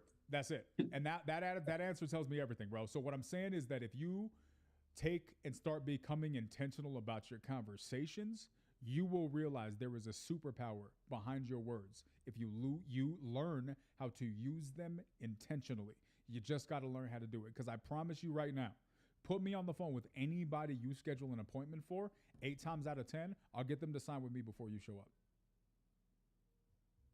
It just is what it is because I know what to listen for, right? And that's the way it is. Now, there's going to be some people I can't sign because they want that in-person appointment. But I would know to differentiate between those people, right? I wouldn't just show up for the sake of showing up, right? So that being said, we're going to get to the scoring, man. We spent a lot of time on that. I appreciate that. I appreciate that. No, 100%, man. All right, so straight to intro, 3.75. I don't like the how are you doing today, but I didn't knock you for that. I waited to see her response, and then it just didn't. There was just still this kind of apprehensive. It was a little bit clunky. So that 3.75 rapport building, I'm giving you a 3.5. I don't think that it was bad. I wouldn't give you in the 2s. I think a 3.5 was because you have the empathy. You care enough that you could have developed rapport, but you weren't focused on rapport. You were focused on the in-person appointment, and so it was just a missed opportunity. Fact find and uncover motivation. I'm going to give you a 4 for that, actually, because you missed a lot of the stuff. But I think that what you got was enough to move forward to the next stage. I agree with you. I don't think you needed all that for this step. I think you got what you needed. I can't give you a 5 because you missed so much, but the fact that you figured out that this was a pre-foreclosure is a skill, and I got to give you points for that, right? Overcoming objections, I'm giving you a 4 there because I don't think that there was really much you could have, like you didn't open up the door for many objections. Presentation of solutions are a little bit tough. I'm going to give you a 4 for that, right? And why am I giving you a 4? For the same reason that we credited this guy in the report department and in the objections department, right? I think that that was a good solution in this situation. I don't think that it didn't solve your rapport problem. I think it hurt the rapport problem, but it did solve a follow-up problem. You gave her something to look forward to. But here's the thing. Did she even commit to the meeting? I don't know that she ever committed to the meeting because you offered it and then you pulled back. I don't know why you did that. But you literally said we can meet, or we can meet at a McDonald's, or we can meet at a coffee, and you pulled back. So I don't even know if she committed because instead of sticking to your commitment, you pulled back and gave her an out, which you shouldn't have given her, right? So it probably should be lower, but I see where you were going, so I'm gonna give you a 4 for that. I'm giving you a 4.5 because the last part was just you rushed that thing at the last minute, like 30-minute call. Let me call you 30 minutes just so I get these points. So I can't give you a 5 for it, but I am going to credit you because you did get it within time. Dude, I think you got a lot of the makeup to do great stuff. Now, here's the point. This is the last point I'm gonna make. I've been saying this. I've said this a million times since I've been here, guys. It's really up to you guys. When I'm saying to you, that's your choice. Some people are gonna get 3 out of 10. Some people are gonna get 5 out of 10, and they're good with that. Some people want 10 out of 10. 10 out of 10 doesn't come without the stuff that we're talking about here. But if you don't want to do the stuff that we're talking about here, you can still do well. A question is, how well do you want to do? And that's going to determine whether or not you take what I said into consideration and feel like, yeah, that's just too much. I don't feel like doing that. I don't need to do all that, right? That's a you question. Samir, go ahead. Do you think, bro? Hi, bro. Am I still muted? Okay, no. All right, bro. You've gotten plenty of feedback, so I'm gonna keep mine pretty short. I'm gonna run mostly through the scores and just kind of give you an idea of kind of where my head was at. Strength intro, I actually gave you a 4. I think it was solid. Again, I'm trying to keep the whole personal opinion thing out of it. I personally also am not a huge fan of the how are you. I could have maybe even given you a higher score, but I think for this specifically, the intro worked against you just a little bit on the second time when you asked her the question about, was she looking to sell? And then she hit you with the not sure, right? And the objection almost immediately came up. You fought your way through it, but you opened yourself up to that a little bit on the intro. But I think it was delivered relatively well. So 4 on that. Rapport, man, I'm going to ding you. I'm like Mike on that. I'm going to give you the 3 on that. I just felt like there was a gap. I think you had trust in the convo still for what it's worth. And I think you were asking the right questions. I actually think more along DQ's point where it was like, I just don't think it was your main focus, which is the only reason it probably wasn't really there. I think you obviously have the skill set where if that was your focus, that you could have killed that. I just think you were spent a lot of time on the fact finding. With that being said, the fact finding, I had you at a 4. Again, we've kind of talked about this ad nauseum at this point. There was a lot of specifics to this scenario I don't think we touched on, but you asked all the right questions. Like that was actually one of the first things I was going to say if I had given the feedback earlier was you evidently talked to pre-foreclosure leads. Like you talk to these people in real life. I myself have experience talking to these types of leads, and I think you noted that fairly quickly. I actually even agree with your thinking as far as a real lead, where it's like there is a certain line of questioning you're going to lean towards when it comes to a specific type of lead. Like if you know it's a pre-foreclosure, if your typical process is to lean one way, but that is, I guess, kind of where sometimes the process can work against you a little bit too. Overcoming objections, I'm going to give you a 4. I don't think a lot really came up. I don't think she really pushed back on a lot of stuff, so I think the combo is relatively smooth there. Presentation solutions, I'm actually going to give you 4.25 on that. I think you presented her with a bunch of things, again, just because you ended up taking so much time leading into the pre-foreclosure part. I think you did mention to her a few different ways. You asked her very specifically about her if she'd ever qualified for loan mod or something like that. You clearly had an intention of where you wanted to lead her down as a pre-foreclosure lead. So I give you a 4.25 on that. And then strength to close and follow up. Same thing, 4.5. I think it was just a little bit rushed. I think for the most part you got it there. But there is the odd chance that maybe the commitment wasn't super locked in with her. But overall, man, solid call. I think you did really well. And so he decides to come in here and bump out his own partner by 2-0 points. Dang. Sergio, I don't know how Friendly you feel fire. about that, man. Kevin, give us your thoughts, man. I know we spent a lot of time on the feedback here, probably more than we should have, but give us your thoughts on the feedback, on the conversation. I appreciate it, bro. Like I'm the type of person I challenge a lot of the people that's in my life, so I can definitely appreciate the challenges. How you guys challenge me, I appreciate that. I was not expecting to come in here and just. I already told Sergio the last few days. I'm like, bro, I literally had a dream last night that I got all twos. Really? Damn. Yeah, I did. But no, I appreciate the feedback. I think it was solid. All of you had great points. Um, like you kind of threw me off a little bit because my plan was to come in here and close the deal because I didn't hear nobody close the deal yet. So I wasn't even expecting to get a pre-foreclosure lead. I was hoping for a red seller that wanted to sell his house cash. You know what I'm saying? So, but yeah, it threw me off a little bit, but I definitely appreciate it. It was fun. So yeah, appreciate you guys. Good stuff. Well, as it stands right now, you're in the top 8, man. We don't know what's going to be held, what's going to go for the rest of the people that are going tonight, but good stuff, bro. Really appreciate you coming here with a great attitude. You guys have been really great to have as a part of this thing, and I'm interested to see how everything plays out. For sure. Appreciate you, man. Yeah, keep doing your thing, bro. Appreciate it, man. All right. It was Chris that was up next, right?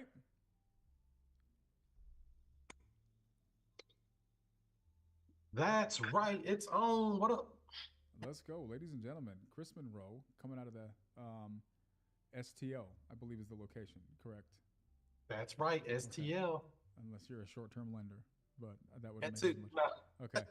All right, guys.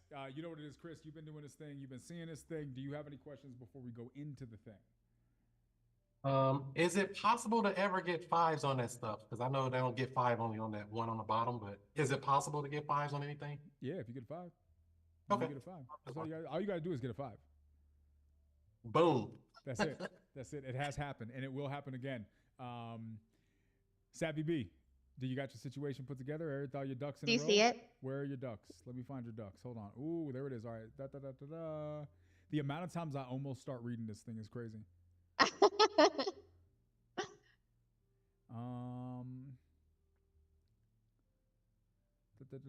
Wait. Okay.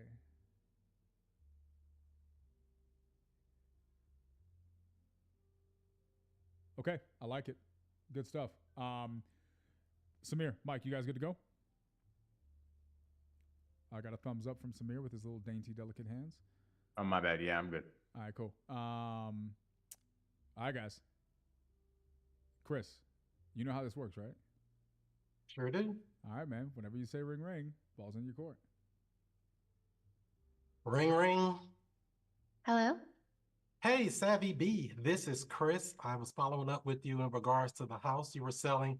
Did you get that sold yet? No, I didn't. Are you like a buyer? Are you an agent? Well, I'm glad you asked. What we do is buy houses for cash in any condition, and that's regardless of how much you owe. So the reason for my call today is just to gather some basic information, and then I'm going to do my homework, and I'm going to present you with an offer within the next 30 to 45 minutes. How does that sound? Wow. You know everything you need to know in 30 minutes? Well, I'm going to ask you some questions now just to get the information that I do need so I can figure out what we're going to offer you. But I just wanted to set that expectation right now and let you know I'm going to get you an offer within the next 30 to 45 minutes, and I'll follow up with you then. Is that going to be okay? Okay. Yeah, that sounds really good. Perfect. So give me a little bit of update. What's going on here? How can I help make this an easy sale for you? Yeah, so the house is great. It's in a really good neighborhood. It's actually in a really good school district, one of the top school districts just here within the city. Um, and I don't know, like specifically, I guess, like what do you want to know about Yeah, it? my biggest thing, I'm just trying to figure out what would be the best case scenario for you in selling this property. What would make this easiest for you? Um, I mean, I guess like just giving us a good solid offer and just making sure it's not gonna like take too much time because I mean, you probably saw we did put this on the market for sale by owner. So we've done a lot of back and forth with people and we've shown the property and it just gets really time consuming. So I like the fact that you said it'll take like 30 to 40 minutes, and yeah. Yeah. So yeah, I can definitely get you that offer. So you're saying that you listed it up for sale by owner. Is there a reason you didn't just list it with a realtor or something like that? I just felt like maybe we could get it done faster, like if we just like skip some hoops and if we're like negotiating directly with a buyer versus like having to go through like an agent and, of course, like saving money on that part as well. And 100%. And we are direct buyers, so there are no real estate or commissions. If we buy the house, the price we agree to is the price you get. So what did you have in mind as far as a price? we have it listed for 350. And we do want to get this done quickly. So, I mean, I'm open to negotiating. I just want to make sure it's not going to be like too much like, back and forth and all Exactly. that. So, are you Okay, from so the area? I'm definitely from the area, and I'm just looking to buy a couple more houses because we buy them all over all the town here. So, let me ask you this: if we are able to agree on a price and everything makes sense to you, would you be ready to get the process started today? Yeah, I mean, I do need to run it by my husband, but like if, everything looks good, we can talk about it and Per- decide. Perfect. Perfect. Obviously, are you married? About to be Oh, coming up really? soon. Yeah, I Oh popped my the gosh, question. oh my gosh, congratulations. That's so exciting. When is the date for the wedding? We're setting it up for next month, so it's coming up real Oh, soon. this is quick. Do you have a location picked out already? We're gonna do a beach wedding. How do you think that's gonna turn Oh out? my gosh, I love that. That's gonna be so beautiful. Well, congratulations. Yeah, well, I appreciate that. Thank you for that. And we're just trying to make it, a good thing for us and a good thing for you. We buy this house and make this go away for you as far as a problem. So, is there any challenges or anything that you've come across so far while trying to sell this house that you haven't been able to overcome yet? Selling wise, I mean, like I said, we're just trying to do something quickly. Um, do you mean like specifically just about the house or the process or what do you So it mean sounds specific? like you're telling me that speed is important to you. Am I hearing that correctly? Yeah, I think that's probably like, most important. Okay. Well, I think we can get this wrapped up for you in a timely manner.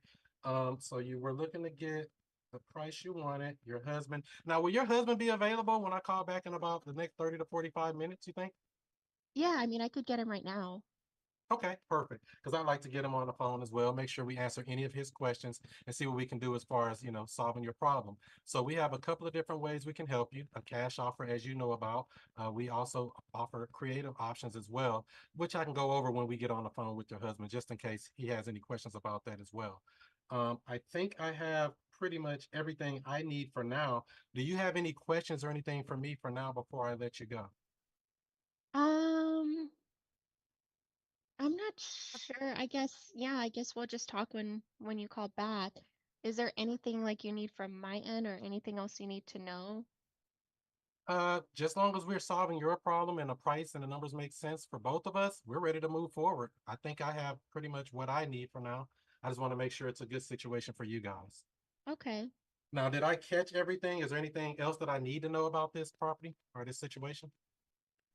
There is tenants in there, so if you need to see it, then we would need like 48-hour notice.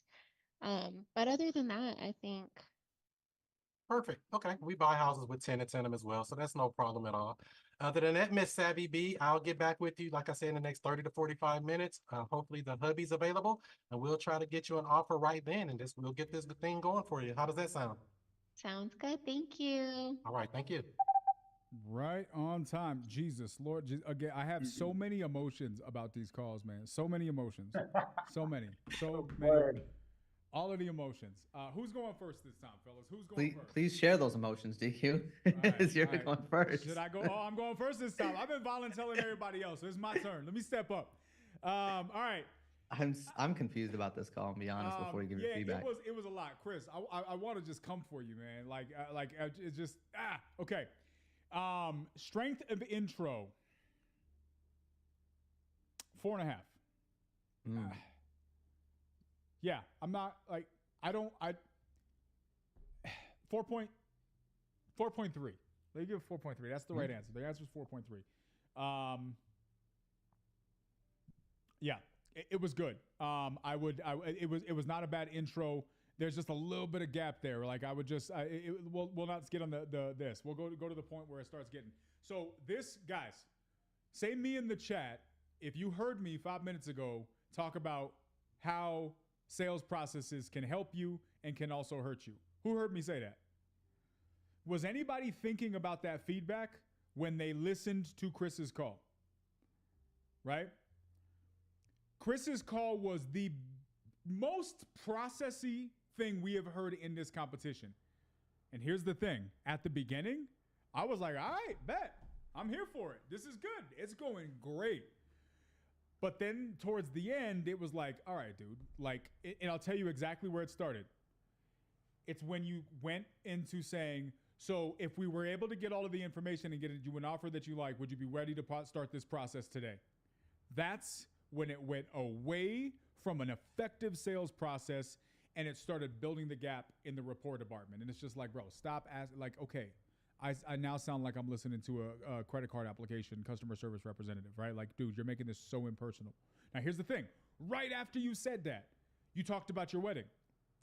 But then you like immediately, this is the way you transition. And I want you guys to hear this. And you're going to say, well, that's a small detail. You're going to be standing against Pace and Jerry. You think details aren't going to be the difference between their calls? You think they're them because they don't pay attention to the details? We're 100% focusing on the details at this level of this competition, right? So here's the thing, right? This is the way you transition from your wedding conversation. Yeah, we're so excited. How do you think the beach thing's going to go? That's why we want to help you sell your house. What? Like, what kind of a transition is that? Well, here's what that reads to me. You were pretending to have a real if I'm on the other side of this phone call and Samir has heard me with people trying to sell me stuff, here's what I'm hearing. It's like, I would have literally responded and been like, that was a good attempt at rapport, bro, but you didn't even pretend to care about that conversation long enough to pause for 2 seconds. Right? So I don't believe you. And I say it out loud, but most people just feel it. Right? And that's where my frustration came into play. You could have said, yeah, man, we're really excited about it. I don't know, but we'll see, right? For now, though, I'm not on vacation. I do want to help you sell this house, right? Little things that let them know I am not mushing it all together. I'm compartmentalizing the things that we're discussing in the conversation. There you go, Mike. That was good. Thanks. I appreciate you, bro. I learned from you. So Jesse says, very little rapport. All right, so rapport building. 3.5. The wedding thing got you up there. It would have been a 3. It started out 3.5. And I was like, this may be 3.75 going to 4. And then you brought it right back down. And it was like, nah, this is like a 3. And then you talked about the wedding stuff. And it was like, okay, maybe we're going back up. And then you just flattened out at a 3.5 on the rapport building. Fact finding and uncovering motivation. You get a 1. You got literally nothing about that property, bro. Literally nothing. And I was like, bro, ask for something. But you were so focused on your process and selling yourself, you sold yourself and the service that you offered 4 times in that conversation. At least 3. You asked her about herself as cliff notes and side thoughts. Anything else I should know? Yeah, well, I guess there's a tenant, right? But you didn't get any of the rest of the information, man. And that's how you know when you're focused on your process, you care more. What's Chris, you know this, bro. What's a person's favorite topic? Their favorite topic is themselves. And who did you talk about most? Her. No. Yeah. Good try. That's what you talked about yourself more. We want to do this. What could we, but it was you were pitching your features and benefits in the frame of questions, but they weren't actual questions of care and concern and empathy, right? So you got nothing out of that thing. You know what I mean? Overcoming objections, I'll give you a 3.75. Right? Like, I don't know that there's really much we could do there because you didn't really get to the meat and potatoes of what was going on. Presentation of solutions, you offered her a follow-up. I'm going to go 3.8 because you offered the follow-up. And you really did a good job on getting to that point. I'll give you a 5 on the follow-up because that was your focus. I liked the fact that you asked about the husband. But here's the thing. Like, in the summary, bro, like, I think you have mastered your sales process, bro. I would learn how to evolve that. You throw this in the garbage if you want, but if I'm you, I'm learning how to evolve past my sales process. And I'm saying, what's beyond this, right? How do I take my process-based questions and make them person-based questions, right? How do I switch those things? And if you really sit down and try that, you really think about that, you would be amazed at how the simplest question from that will transition from oh, okay, yeah, well, here's the answer to now she's spilling everything about what's going on with her situation, and she inherently trusts you because she feels safe with you, right? Do you think that your questions will ever make someone feel safe?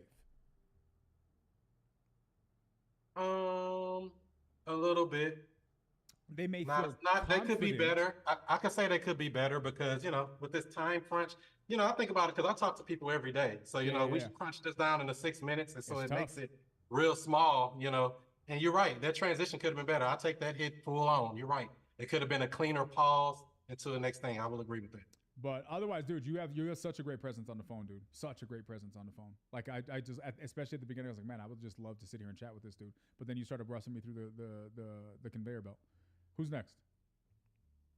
Mike, what you got? I got you. Yeah, dude, very similar feedback. I was just gonna start with that. I was gonna start with two things: your presence, bro, and your energy on the call, especially for this seller, was amazing, dude. If you literally could have got all fives if you thought about your questions that were for her rather than yourself. And it's funny that you say this, DQ, because I was talking about this with my team today. I was like, yo, what? Y'all are just asking these questions selfishly for yourself, right? You're not asking it for them. You're asking it for yourself and the information that you think that you need. And I just got clarity in my dang self because I was like, oh, they're just worried about the process. It's not that they're like selfishly thinking about themselves. They're just worried about their own process, which in a form can kind of be selfish, right? Because we're, invested in somebody else's circumstances. So we got to worry about them. And put our process to the side if it has to be. So that's good. But strength of intro, I'm going to give you a 4.25. Rapport building, because of your energy, bro. Like I was kind of pretty much at the same point as DQ, but I think your presence on the call was good, bro. Like I would want to hang out and talk to you if you called me for, trying to buy my car or something. I'm gonna give you a 3.7 on that. Yeah, dude, this is tough. Tough. I gotta give you a 1.75. Overcoming objections. I'll give you a 4 on that one.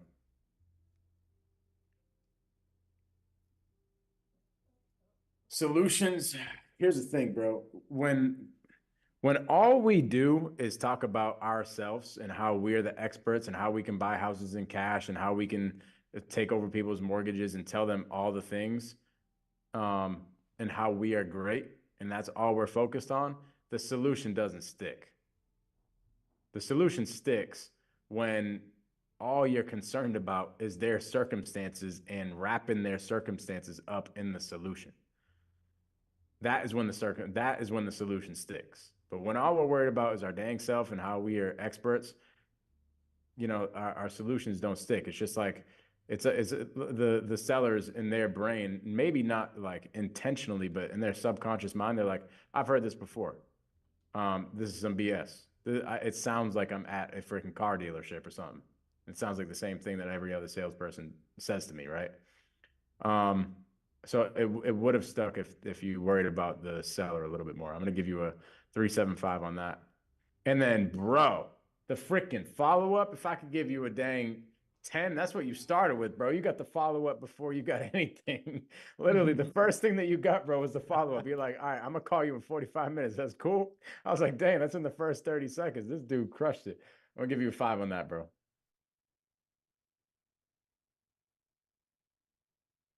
Boom, boom. Chris, bro. I guess I'll give you a quick overview of my feeling on the call. Presence is big, man. For what it's worth, it is a process, but to Daniel's point, you have got that process down. Like you deliver it in a phenomenal way. You're very pleasant on the phone. You have like a really good vibe to listen to. Where I think the point of you stepping outside of that will come in is when you want to close these deals at a high level. Like, if I'm being completely honest, if anyone on my team who was just following up, like I wasn't super concerned about their ability to just close these deals and they were just going to talk to people and have pleasant conversations, the presence would carry most of their conversations. Honestly, I wouldn't be too upset with my team if they were having a majority of their conversations and this was the general presence that they have. The thing is, man, you have the potential to knock these deals out crazy if you keep that same general vibe and just step outside of it a little bit. Because even with the process, I think you let your personality show enough where, we spoke about another call where this happened where I wasn't sure if the seller would pick up the call on the follow up with you, even though, there might not be a lot of connection there on the call. You have a nice enough vibe about you on that call where I'm pretty sure the seller would take your call again. Now, are they waiting and looking forward to that call? That's kind of where that rapport and really connecting and being able to present specific solutions comes up. But just overall, your ability to chat with them and to be a good chat can take you actually pretty far. So all that being said, your intro, I gave a 4.5. I thought it was delivered about as well as any intro we've had so far. I think you came in super clean. It was very pleasant. And not only was it delivered well, I think you were one of the few people we've had definitely at least tonight where, again, a personality showed a little bit. It wasn't just about getting through the intro. Rapport building, I had you at a 3.75. Honestly, I had you much higher. Like, if the way I typically have done the scoring so far is I'll kind of grade it as I go through and I'll adjust. At some point I had you in the mid fours, but there was certain things that were missed in that call. Like, for example, she tried to connect with you and, she was a yellow seller, right? She was easy to talk to. She was even almost pushing the convo at some point, asking you about the marriage, and kind of jumping into some of those things. But missing those opportunities is really what brought it down on my end. Fact finding and uncovering motivation, I had you at a 2. I think you very much missed on the motivation as it was, but actually similar to Kevin's call right before. You did a good enough job asking questions where you still got decent information. Like, you talked to her about listing it and doing a FISBO and stuff like that. And that stuff wasn't here, but I do think it was good information to have because it does kind of put you in the mind of what type of seller you're working with and other ways you could present a solution. So I don't want to kill you on that too much. Overcoming objections, I gave you a 3.5 on that. I don't think too much came up, but generally the vibe of the conversation, this is where Savannah, I don't know if you dropped the motivation already, but someone's asking for that. This is kind of where the process works against you because it's very much like, okay, cool, like we can make everything happen. We'll get, on the horn with you in 45 minutes and kind of work those things out. You're not really leaving a lot of room for them to go for the no. You know what I mean? That situation where it's like, cool, let me find out really what the issue is so I can address a black swan. Presentation of solutions, same thing, 3.5. My vibe with this call is, in theory, it seems relatively nice, but there is a chance that this is just a good conversation. It doesn't stick. And she either ends up working with someone else who's like more locked into her specific problem. Or, again, she's just like, it's just another conversation for her, right? It's just nothing particularly special. But for follow up, like everyone else, I got to give you a 5. You lock that follow up in super duper early. But yeah, bro, I think you have insane potential. I love the way you sound on the phone. I just think it's some minor tweaks on, just letting your personality shine a little bit more outside of the process, and you'll be a killer. Chris, interested in hearing your feedback in this, man, because you out here, you do this business, so obviously you can take our criticism or our feedback with a grain of salt. I'm interested in hearing your thoughts on this feedback. If it's something that you will take to heart, if it's just not your vibe, what are your thoughts, bro? Yeah, I do need to get better at the transition because, I'm usually not on a timer like that. That's normally, when I get on the phone, I want them locked in, undivided attention. And we're going to get through all of this stuff in detail right there. But as far as the competition, I feel like you can only get so much. And once I got them to like me, we're going to get a deal done anyway, most of the time, especially a seller like that. Let's see here. He said they live 3 hours away because I didn't know what their motivation was really, other than they wanted to sell it. And I know she wasn't the only decision maker. So me trying to close her, is only going to go so far. Because I've even done that in the past in real life. Got the wife on board, then the husband come in like, hell no, we ain't selling nothing to you or whatever, or vice versa. It can happen, that in the real world. So, I don't really focus a lot of energy on trying to close that person when there's another decision maker, because I want to make sure all their objections are handled all at once. So that's kind of what I was thinking on that call. No, I But appreciate thanks for that, the man. feedback. It was definitely good stuff, man. It's gonna be exciting. I'm really looking forward to seeing more of your stuff and kind of going from there. Perfect. Thank you. Bill, you're the last man standing tonight. Um, how are you feeling, bro? How much of this have you been watching? I think I just watched the last one and this one. Okay, well you should have watched more. Bill, what about you, man? How much have you been watching? I've been quite a bit. Actually, I was all last week. I was on vacation in Hawaii. I tried to watch as many as I possibly could. But yeah, nervous but excited, and gonna be glad to get it over with. Has it been weighing over your head? It has. It has. I love it. Obviously, that's not ideal, but I get it. So that being said, it's going to be excited to see. I don't think that there's much better than looking at Samir with palm trees. I don't really know if there's a better vacation. So kudos to you. You're welcome. That being said, this is Samir, Savannah, go ahead and get your stuff ready here. Yeah, baby. Bro, people are having dreams about this stuff, bro. I love it. Or nightmares. Or Or nightmares. And the thing I think about this whole thing together, though, for everybody, I like how it makes you concise, make everything more concise. Because, a lot of people get on these calls 30, 40 minutes and then get anything done. Like, who are you talking to for that long and get no results? So this makes you sharpen it up and, make it more, I guess, better. So I think that helps everybody in the long run. No, it really does. And, I was going to say that I've never made a call. I've never actually called a customer. I've always been too scared for two reasons. One, because of this saying the wrong thing or not knowing what I was doing. But the other reason is because of legal contracts, things like that I'm still trying to learn. But this has really helped out a lot. Just sitting through and learning and, learning what to ask for has really been extremely helpful. Very awesome. I'm really, really excited to see how this thing goes. One of my favorite parts about this whole competition has been seeing the newer people come out here and just really, really surprise. For me, like I put you in the same category of the Imrans and the Cool Shades Liz, because yes, Teresa, that is correct. It'll be interesting to see, man. You guys have been doing really, really cool stuff, and I know you guys are going to do dope stuff in the industry regardless, but I think this is just a way to kind of position yourself for that. That being said, Savannah has sent the stuff. Fellas, did you get the motivations? See. Okay, that being said, Savannah, are you ready on your side? I am ready. Any final questions, Bill, before we get going? Can I go throw up real fast? You can. Make yourself throw up. That's how Samir stays skinny, just so you guys know. And I'll wash Hey, my man. hands. It's called dedication, bro. Wash your hands, but not in the kitchen. You got to wash your hands in the bathroom. All right, we ready to go? Yes, sir. Ring, ring. Hello? Hey, Savannah, this is Bill Fisher with Northern Trust Home Buyers. Glad I caught you. You spoke with Mike G at our office yesterday, and he asked me to give you a call as a follow-up for the house you're selling at 2121 Closer Lane.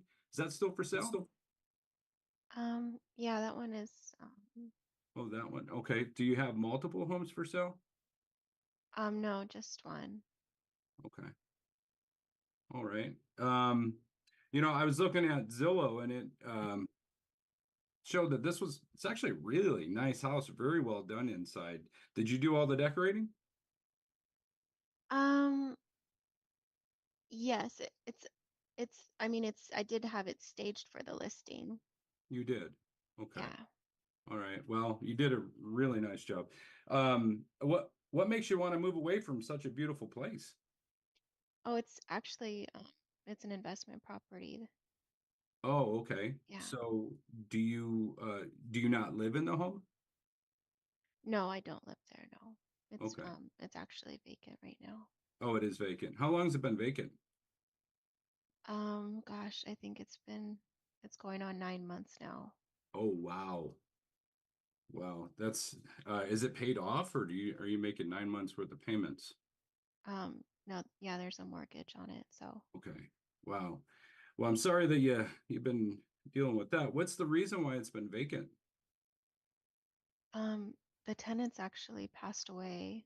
Oh my gosh. Yeah, and I tried to put it back up for rent, but I'm just kind of seeing maybe the possibility of selling. No, you said the tenants passed away, like plural, two tenants passed away at once, or Yeah, there was actually a murder. oh, Um, wow. yeah, Wow. That must have been really tough for you guys to handle. yeah, it was really, really gruesome and tragic. I don't think I've ever been through anything like that, and man, I never would want to. So having said that, um, through a murder, is there any reason why or anything that you have to post when you're selling the home that actually happened in the home, and is that why you haven't been able to sell it? I mean, it was all televised, so like the whole, city knows what happened. Um, and they haven't found out all the details. I feel like there's just like this black cloud now, a tragic thing that happened. And I think that probably has a lot to do why I can't get another renter in there. Okay. Yeah, sometimes the best thing is just to sell from somebody from out of town. And luckily that's what I am. And we're investors and we've helped people in situations like yours. And be glad to see if this works out for us and move forward. Now let me ask you, has the situation been taken care of as far as paint, carpet, things like that? Has the mess been taken care of? Um, yeah, it's all been cleaned and everything, and the repairs have been made. It's a beautiful house, like you can see from the pictures. So Yeah, it really is. It's very nice. is this like a big, I mean, concern for you and your company, like the history of the home? No, I think it's just I'm gonna have to find out from Mike G to see if it's something that we have to list. But if it's not, I really don't think it'll be an issue at all, as a matter of fact. How much are you trying to sell the house for? I listed it under what I think it's actually worth, just because, just trying to rent it out, it's not getting any action. And so I, was thinking maybe because of the stigma, I could, also bring down the price. I don't want to like, I just don't want to take a like huge financial hit on it. It's already kind of causing me some stress. So I don't want to just seem desperate, like I have to accept some like lowball offer. I still want to make sure that I Yeah. feel like, Yeah, no, I'm with you. We definitely are not in the business of just trying to lowball. We definitely want a win-win for the both of us, and I think that's probably something that we can do. I'd like to take a walk through the house and just make sure that this is, definitely something we want to put our feet in. But as far as the finances, are you in a position where you're going to need cash right away? um, it's just like every month that goes by that I'm, making these double mortgage payments. Oh yeah, that's It's gotta hurt. causing, yeah, it's Okay. not. So here's what I'll do for you then. Is I would like to set up another call for us to talk about this, and we can certainly get this taken care of, put some money back in your pocket and get it off the market, like I said, and take the stress away from you. Can I call you in back in like 30 minutes after I talk to Mike? Yeah, that's fine. Okay. Um, just All please right. be upfront about the situation. I just want everyone to be aware so we Absolutely. can make sure it's like something that'll, actually Yeah, pan I, out. I think this is something we can help you out with. I think that we can take this off your plate and maybe put it past you. It's just Savannah. Like, what is it with you? What is it with you? Help me understand. I don't know why you feel the need to do this to people. What? That being said, outside of Savannah's I'm gonna go over, get a drink. clearly do your thing, bro. Clearly I'm kidding. intentional get a couple of shots, bro. Attempt at tanking everybody's follow up.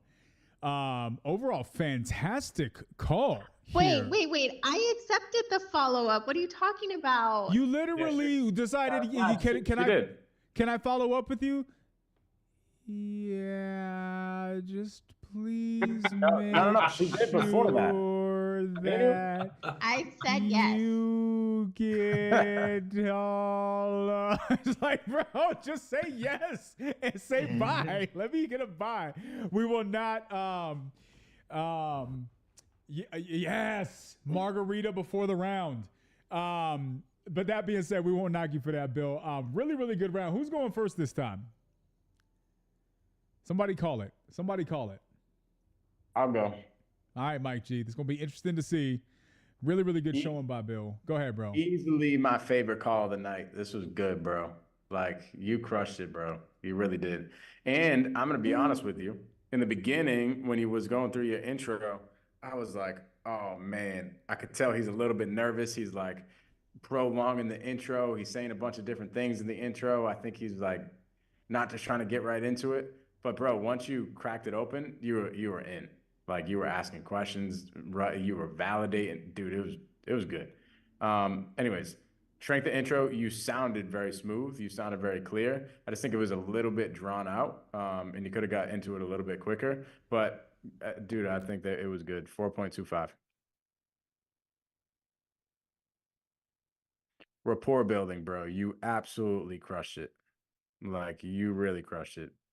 You actively listened. You showed empathy. It was good, bro. 4.25.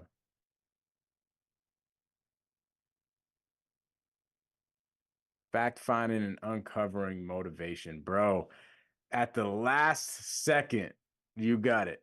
I was waiting for it. The whole entire call. I was like, dang, he should. Let me read it for you guys. Seller needs to sell their investment property. Tenants were murdered, and it's been impossible to get a new tenant in spite of lowering the rent price. She's now paying 2 mortgages, testing the waters with selling. You got the 2 mortgages thing, which I think was super, super important at the last second, and I was like, yes. That solidified it, bro. I'm going with a 4.7 on fact finding and uncovering motivation.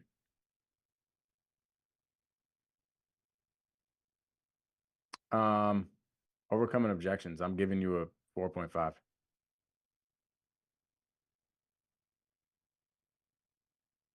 Presentation of solutions.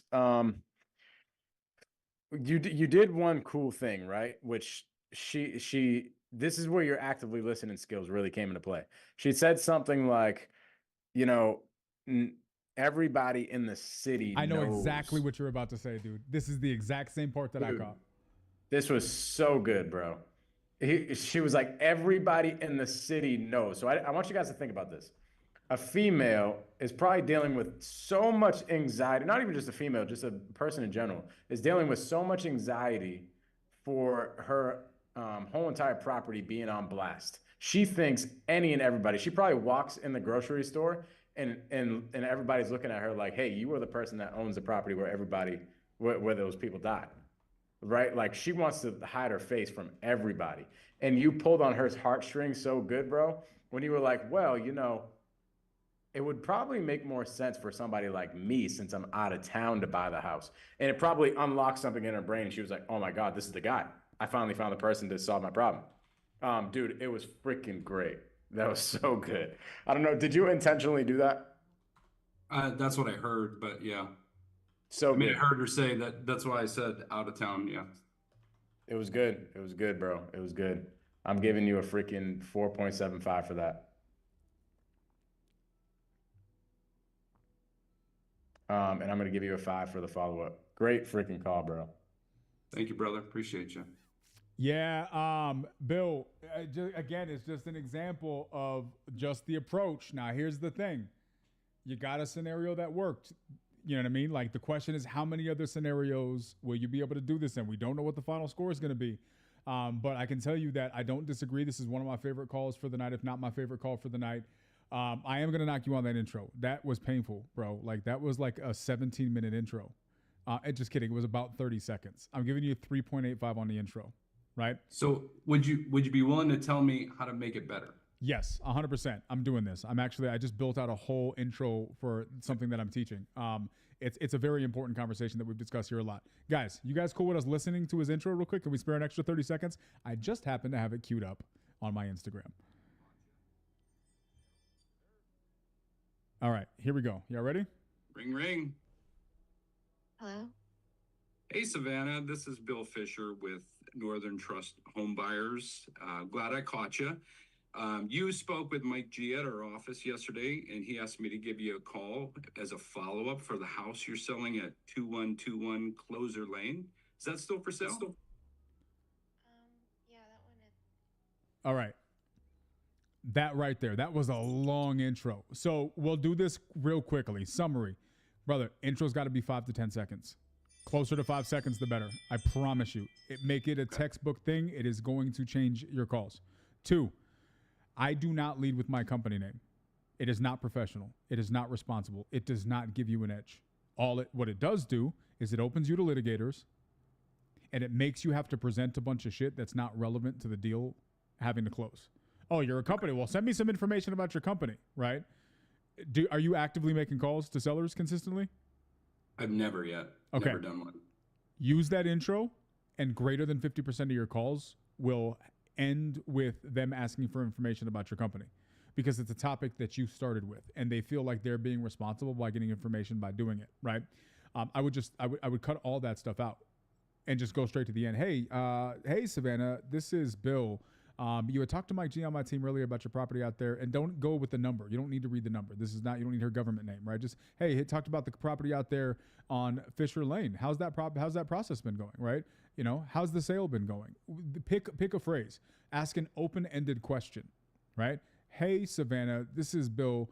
Calling about, you talked to Mike about the property on so-and-so lane. Just wanted to see how that process has been going. Pick a sentence, 5 seconds, and you'll see the drastic difference, right? Okay. We could spend an hour on that, and we have in this Zoom. But yeah, there is that. Savannah, what happened? Are they making fun of you about killing husbands? Did you kill the tenants? Oh, Plot twist, he was an ex-husband. Plot twist. I'm mailing dimes on Savannah over here, y'all. Mailing dimes. My God. Mike, you missed it. Savannah was trying to sound thug, and so she asked me if I was mailing dimes. Mailing dimes, bro. What's that mean? Mailing envelopes full of dimes, bro. Envelopes full of dimes in the mail. We're not sure, but it's street. snitching. What kind of dimes are we talking about? Snitching. That's what we thought. Never Yeah. That being said, 3.85. Rapport building. I'm not giving you as high on the rapport building because everything about what you did was empathetic, except you missed an opportunity to make a personal touch. The one thing I was waiting for in this entire conversation was for you to get away from the business for 15 seconds, bro. And just be like, Savannah, you sound really stressed. Are you okay? And just let that sit there for a minute. Watch what that opens up for you, man, right? And I almost guarantee with the personality type, it would have responded with, boom, this is the whole, and then we're paying 2 mortgages, and it's super stressful, and you would have got all the stuff that you didn't need to ask. You could have saved that 30 seconds in question asking by giving her 15 seconds to just spill, right? And so I would have definitely gone that. So I cannot give you a 4.25 on rapport, but I think the rest of your stuff is okay. So I'm going to go 4. Fact finding and uncovering motivation. You get a 5. You got every single solitary thing on that paper. You literally missed nothing. Overcoming objections. What objection was there? Was there an objection she wouldn't have been able to overcome? Right? There wasn't really much thrown out there. You didn't overcome something great, but you also did such a good job. Not many were presented. Let's go 4.5 on that. Presentation of solutions. I'm going to go 4.5 as well. Strength to close a follow-up. I'm giving you a 5.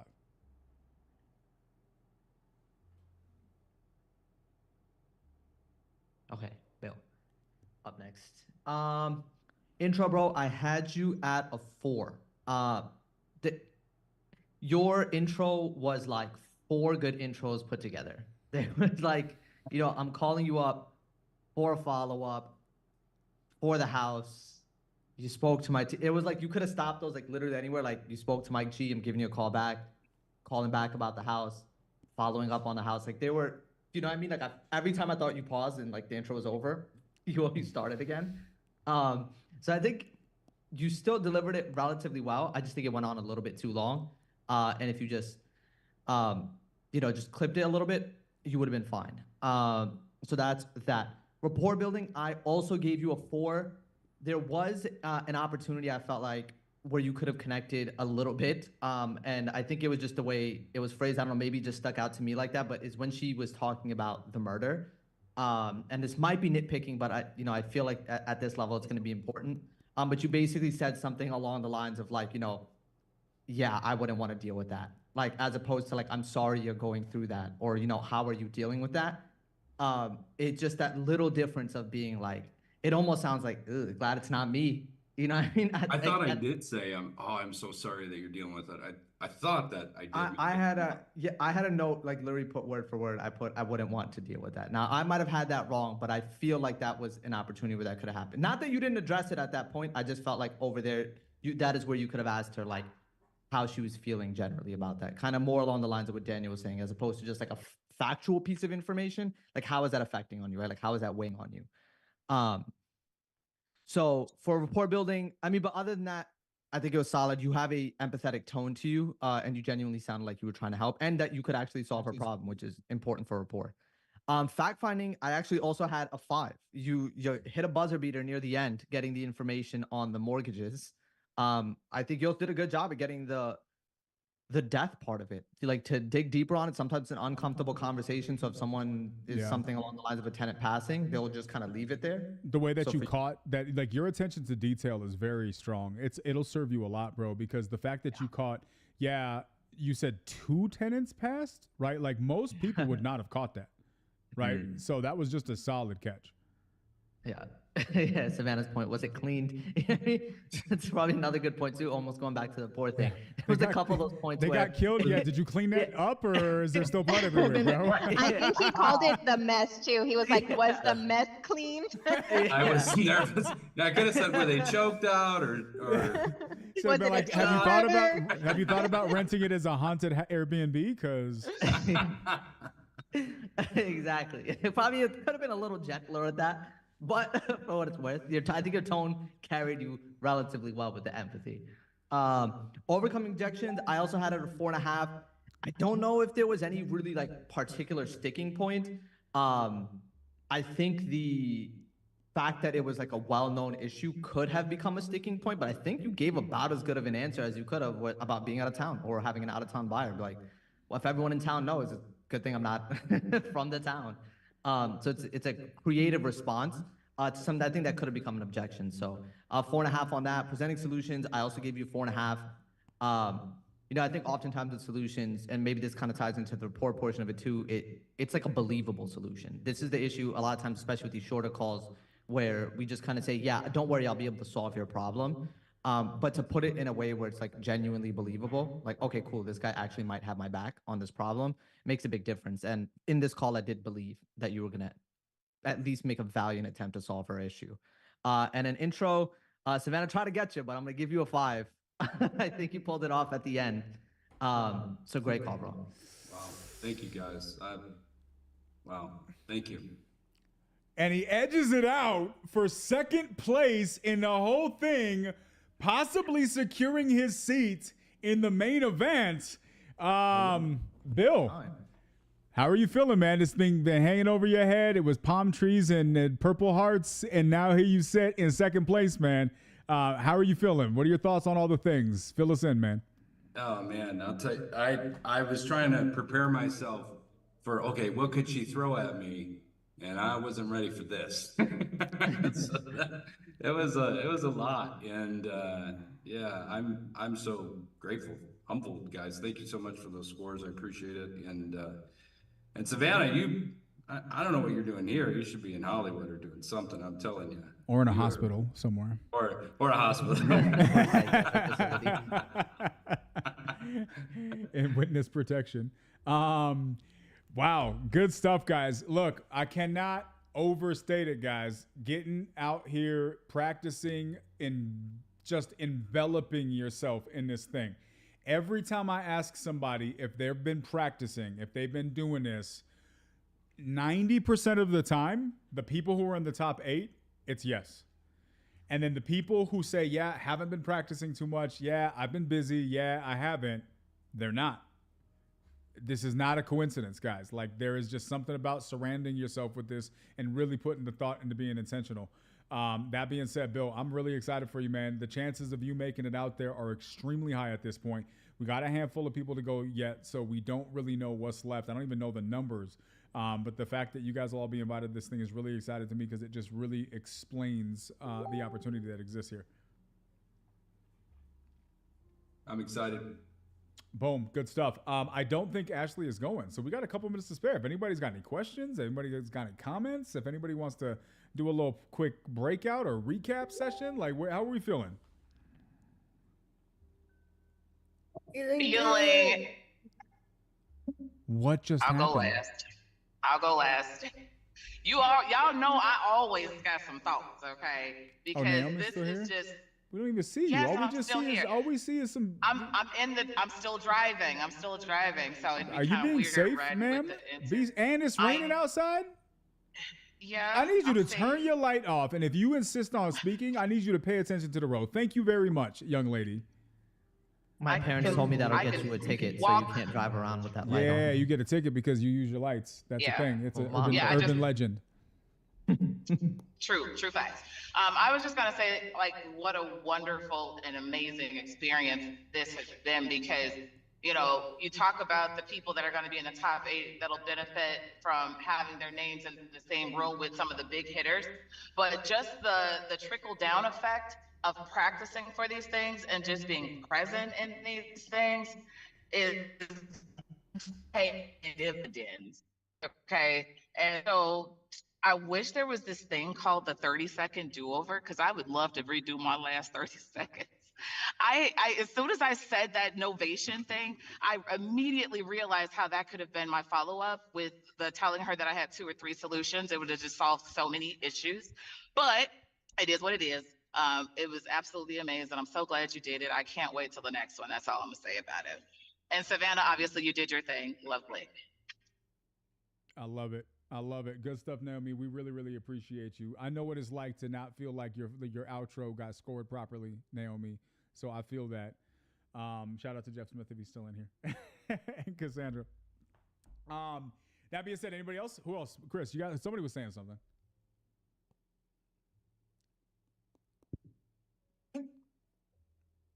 Mike G. I think it was me. Lizanne. Cool Shades Liz. What you No, I was just saying I feel like I need to give Bill my spot because my call was not that hard compared to what he just had to deal with. I'm like, can I give you a hug? Take my spot. Oh my God. That was crazy. I think you did great. Savannah, how about you, man? How are you feeling? You've been the seller in all of these situations. You've been here. You've been a part of this thing. You've been a part of every single solitary call up to this point. How are you feeling about everything? You were even the drunk seller for me. Thank you, by the way. I appreciate that. This has been super, super, super fun. And I hope that being the seller is going to help me for my round 2 on Monday. Is this my last day being a seller? Because I'm going to be really sad. No, we may have to extend to Wednesday. And so we'll see what happens. We'll figure out the details over the weekend, and have everybody else go. It's times like this where I really wish I was able to compete in this thing. Like, it would be really, really fun to be a part of this and really kind of push it all the way through and just kind of test yourself. Because like the rest of you guys, like, we encourage you guys to come out here, and challenge yourself. And that's all of us, right? Like, there's a reason why Pace and Jerry are challenging themselves to come out here because they understand the recipe. It's all about continuing to challenge yourself, right? Every single night I'm like, man, I wish I could go. Man, I wish I could go. Man, I wish I could go. You know what I mean? But I think that's really what makes this special. I think when you take on that mindset of like, man, let me just push myself out here. Let me try something different. That's really where the special stuff comes into play. Hey. Hello. Yes. Ashley's here. Is that Ashley? So there are 1, 2, 3, 4, 5, 6, 7, 8, 9 people that did not sign up. I called them out in our Facebook chat. And one person, I opened up Wednesday, and one person signed up already for Wednesday. So I went ahead and signed up for Wednesday since they're not the Who only else for has the not month. gone yet? Can you read us the name? Can you or show us the list? So Houston Beckett, Okay. Jennifer Shelton, none of them are on the meeting today. Jeremy Montoya, Lorette Hibbert, Jeremy, Marcella. remove Jeremy. Remove Jeremy. Oh yeah, you said no Jeremy. Okay. Marcella Clark. I don't Maria think Cox. Marcella did not make it, so we can remove Marcella. Okay. Maria Cox. I don't know. Michael Lutz. Okie. Michael didn't want to compete anymore. Okay. Terrence has a question. Okinara. Oh, totally butchered that, I'm sure. But Oki, A-O-K-O-E. And then Patrick Mahoney. What was Patrick's situation? I do not remember. I do not remember Patrick's situation.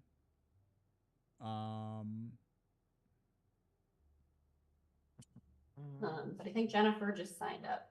Yeah, she actually requested to go this week. Did she? So what day did she sign up for? Wednesday. Okay, so she signed up for Wednesday. Yeah. Okay, so the people, here's the thing. If they don't sign up, they don't sign up. I'm not going to chase any more people down. We have more than enough people who have like been out here and been consistent and earned their spot. So then that leads us, let's share this one last time. Let's see who the sign, or like, what are the signups? Let's read them out or show them. Savannah's not paying attention at all. Yeah. Why are you asking me? Can you make me a host? Are we interrupting you, Savannah? Go ahead and do what you're doing. Can you make me a host? Yeah, I'm there. There we go. This one. Josh, appreciate you, man. That's awesome. All right, let's see who we got. Hopefully I'm not sharing anymore. So we got the Bash Bros. We're gonna need another. The Bash Bros are going Monday. Who's judging them? Each other, apparently. I don't know. We'll have to see how that works.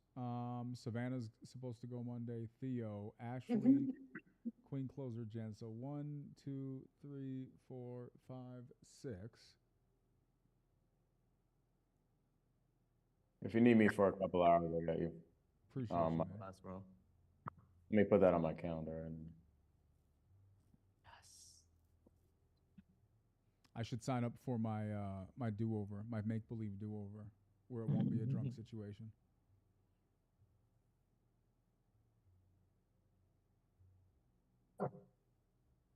You should do it now if we got time. I feel like I should not do that. Should not do what? I shouldn't judge at the tail end of things. I don't know. Oh, why not? We'll have to see. For integrity reasons. I mean, technically we are at the tail end, and you were fine. Wait, DQ, how many people are left? 6. 1, 2, 3, 6. 6 here, but we have a couple people that didn't sign up. There are 6 signed up and 5 that have not signed up. You can always bring Angie and Dom back in too. Angie's not. Is she going to go or no? Crap! And Joey. Joey is supposed to be signed up for one of those days next week. Joey. Okay, so Joey's not in the chat. Yeah. So I didn't. Well, I don't know. Did Joey compete? I don't think so. I don't think so. He did. He competed against me technically with that recording. And who won? Oh yeah, Angie pulled up with his recording on YouTube, innit? Okay, because he came in and messaged me tonight, but now that you mention it, I don't remember his round. It's been so many people that have gone at this point. I do remember. Vaguely, but I do. Yeah, he's on the Elephant Challenge. I know. That's why he didn't go tonight. He came in here and messaged me, so he'll have to go Monday or Wednesday. Yeesh.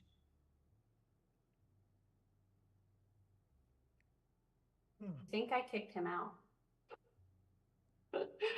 He signed up for a day, and I responded and said, "You are not in the group chat," because the link got shared publicly in one of the nightly dials. So I had a few people who were not who did not advance.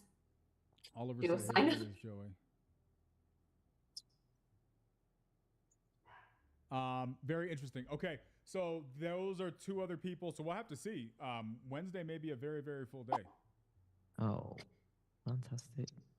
Which means I won't get my fake do-over, but it doesn't matter because it wouldn't count anyways. But it does. But that's okay. It'll be good. It's gonna be really interesting to see how the rest of this stuff goes, man. It's gonna be really interesting to see how this plays out. I don't know what the Bash Bros are gonna do. I don't feel like they've been practicing. That's my concern. I feel like they are going to be on the list of people who are like, yeah, but We was busy calling. They were busy. Okay, cool. And now they won't. But we'll see. I have no idea. Cool Shades Liz, you're in literally first place, bro. I think it's oh no, it's not math. With the people that are coming up, DQ, man, not for long. Bro, I'll tell you that. Every single person that goes is going to have to get an 80. What is your score? 83. Or above. Yeah. They can do that. Look at who's going. The Bash Bros. Man, like Eddie can't get no 83. Jennifer. Now, if Eddie sprays himself with some brute cologne, he might be coming for an 83. Wait, who? Eddie. Lizanne, and look at all the solid people that went before you, and you just knocked it out of the park.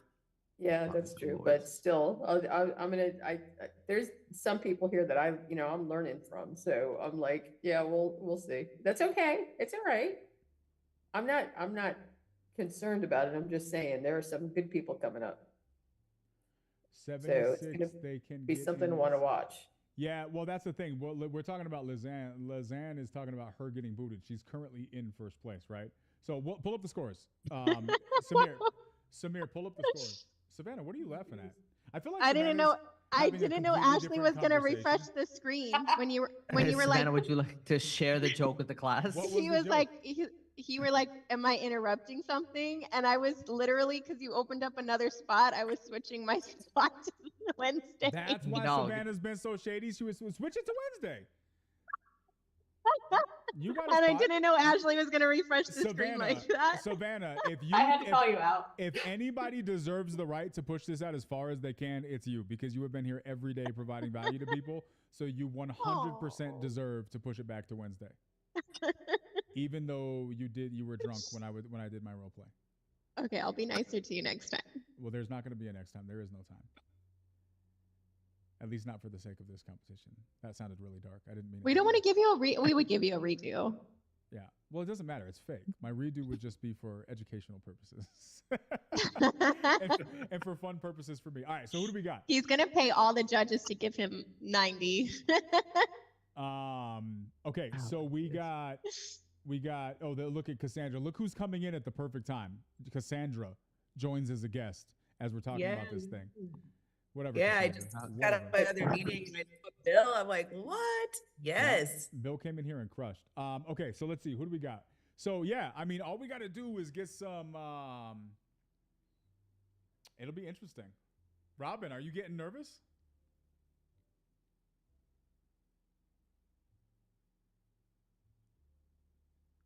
I'm not nervous, but like I said at the beginning, there are so many people who are still really good. There's plenty of opportunity to squeeze, people toward the bottom out. And currently that's Oliver and I. So are we not going to make it? Well, that doesn't really matter. The point would be that whoever gets a spot will earn the spot, and it'll be incredible and great for anyone who that might be. I love that. 100%. I kind of want to do mine again right now. Do you want to know why? Why? Because I feel so horrible right now. Like all day long, I have been like struggling. Savannah made fun of me earlier and said I needed a Snickers because I'm in such bad. I'm just so tired today. And so like these are the times I want to go. Like I don't want to go when I'm like on my A game and I'm focused and I'm in the zone. Like I want to go when I'm completely like crap. You guys got time for one more? It's late though. It's for Friday night.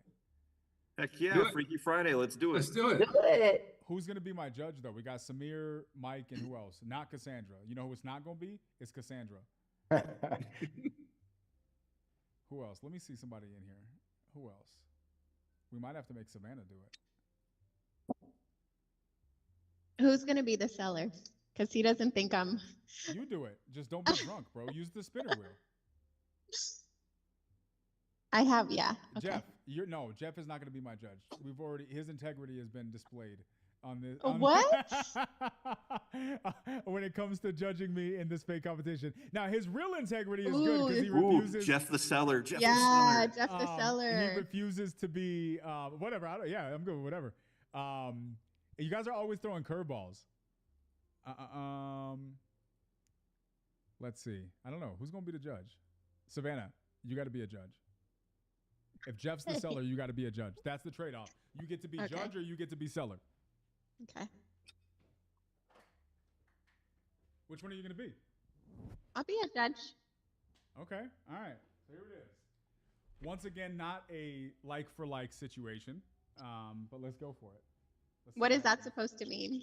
You don't think I'm qualified to be a judge? No, I was grading myself against all of the other people in the competition who have been using you as a seller.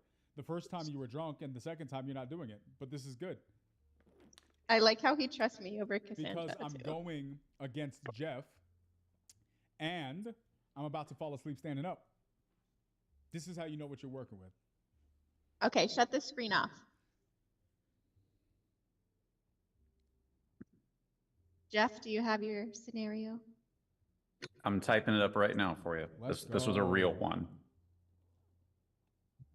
I feel like there's no situation that Jeff hasn't gone through already. Probably. Like when we talk about it, he's like, "Oh yeah, I had someone that this exact story." I'm definitely getting a 50 tonight, guys. Definitely. I'm not gonna go easy. Well, probably because you're not a woman, and for some reason, there's this rumor that I only go easy on the women. That's not a rumor. That is an evidence-based fact. Look at the scoreboard. It's all like it's mostly men up there. What is there, like 3 girls? I don't know. No, it's 1, 2. Yes. 3. It's 3. Yeah, it is 3. Okay, yeah. There's no bias. Who are the judges? Savannah. What's the Savannah, Mike, and Samir. What's the ratio of women to men in sub 2? I'm curious. That's a good question. I don't know the answer to that. Interesting. Okay. Terrence, what you got, bro? Oh, it was just wanted to say in general how inspiring being here for all the Closers Octagon stuff's been. I mean, I got knocked out right away, but I've been having such a good time. Like, I look so forward to coming in here 3 times a week and just hanging out with my friends. Like, I want to be y'all when I grow up. Let's go. Terrence, bro, you're farther along than you realize, man. So many people don't go down the road that you're going. So many people quit. So many people check out. And you're showing up. You're showing up every single day, brother. And so I think you deserve to give yourself way more credit than you have. And it's going to be really exciting to see what your journey looks like, brother. I'm going to keep doing because it's what I got. I love it. Let's go.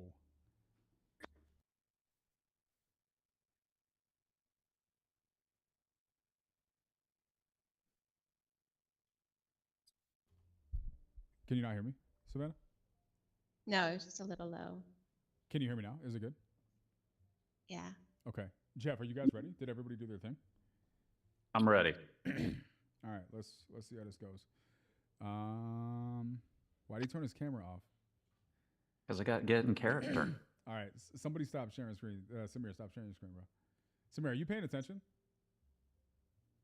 He's like totally busy. What happened? Yeah, I was doing like 5 things. What's happening? Bro, you better be my Sam. judge for my final. Oh, fantastic. Not my final. Why I keep saying final? That sounds so dark. My not final. My second shot at a random situation. So you got a second shot. Does everybody get? I was about to be like, I'm actually competing. I'm not actually competing. That's the difference. I don't have to go. We should do something fun at the end. Like we should like pull a name out of the hat and let someone like go again. Maybe we'll do a random wild card to see if Have they the get a dog chance. go. Let the dog go. He should. He's a closer. He'll do better than Samir did. Wow. Shots fired. Hey man, if you don't have haters, not popping, so that's fine. I feel, yeah, it's just that's little follicle energy is what that is. I know him and Savannah have been plotting on me since day 1. From day 1, bro. I try to get you, bro. I try to get you. Are we ready? Is everybody ready? Mike, you ready? Samir, you ready? Savannah, you ready? Yeah, I'm good. Wait, but where's Jeff? Jeff's right Present. Bring Jeff up. Why is he not up You here? bring him up, bro. You co-host? I got him. He's up here. Here we go. Oh, I can't. We got to remove somebody. Hold on. Well, Speaker. Naomi's camera's off, so let's. Who did that? Who did that? Was that Mike? Nah, bro. Not me this time. All right. See, you see? Mike, now, I mean, let's be honest, bro. You do. You see? It ain't just me, bro. It ain't just me. Wait, what happened? It was Savannah. Bro, Savannah, stop touching controls. I did You're not touch. breaking it. My hands are. I did not touch anything. Okay. All right. I don't even, where am I? Where am I at? I spotlight. We got to bring everybody back up here. All right. This is mostly everybody. All right. We ready, guys? What are we doing? What are we waiting on? Let's get Cool Shades Liz up here. He's stalling because he's nervous, or what? Is that your emotional support dog? Me? Yes. This is my emotional support dog. Daniel's psyching himself up. Like he's ready to go. He's just getting in the groove, man. That's what I'm doing. I know it. Nothing gets you in the zone like a Yorkie in a diaper. Or we took his diaper off. Oh my god. All right. Who else? Anybody else that we missed from here? We're good to go. Are we good to go, fellas? Ladies? Gentlemen?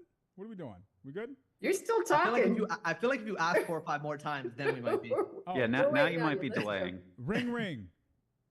Hello. Hey, Jeff, this is Daniel. It's the end of the day, man. I had a note on my desk that you were looking to sell your property out there on Cowboy Lane. Just wanted to follow up and see how everything's going with you on that. Yeah. Oh God, dude, I am so exhausted from this house. So yeah, we are looking to sell it. If you have an offer, that would be fantastic. Yeah, I'd love to hear more about it, man. Be able to make you an offer. What's going on? This sounds like you got a lot on your plate. Yeah. I got to go out there like, every other week and cut the grass and kind of clean up stuff and all that. So kind of sucks, but yeah, we're looking to sell it. Probably needs a little bit of work. So, trying to get like 220 out of it if we can. Had a couple people come by, but not getting a whole lot of action on it. So that's kind of where we're at right now. Okay. So was this like a rental property or an investment, or what was the situation there? No. It's nothing like that. It was my father-in-law and mother-in-law's property, and so now we're trying to just get rid of it so my mother-in-law can get into the assisted living place. So that's what's happening. Gosh. So did your father-in-law pass, if you don't mind me asking? Yeah, that's what it was. Interesting. I'm sorry to hear that, man. I don't know if you guys are close. Is your wife doing okay? Is everybody doing okay in that situation? That's got to be tough. Yeah, so my wife and her sister, they're just kind of based on everything that happened. Like it's just not something they can handle. So basically, I'm the executor of the estate now. So we have gone through the probate and done all that fun stuff. So so basically now I'm talking with you and like one other person and just saying, hey, who can buy this thing and just do it promptly for us. Wow, that's super interesting, man. Pardon my Yorkies in the background here. If you don't mind me asking, man, and I apologize if I'm prying, but this sounds very interesting that you ended up becoming the executor. Was there something specific that happened here that ended up making it so untraditional? Like, what was the case?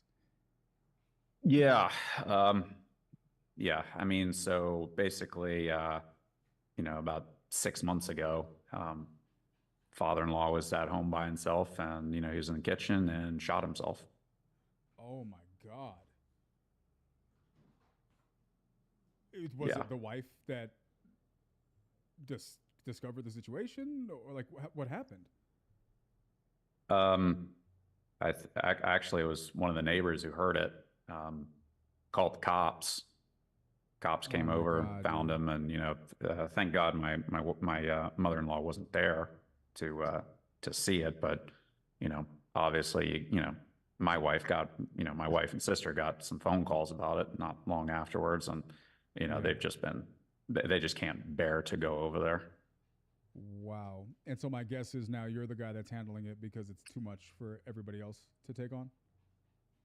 Yeah, I mean, none of them were able to do it, so I stepped up to take care of it. I can't say I'm particularly enjoying it either, but that's what's happened. So Anyway, kind of like Yeah, to get by yeah. that. And what can you guys do? So here's what I'll say, Jeff. First and foremost, man, big respect, brother. I have no clue what this has to be like on you, but I bet it can't be easy. So the fact that you're not only taking this on, but you're out there mowing the lawn is a lot.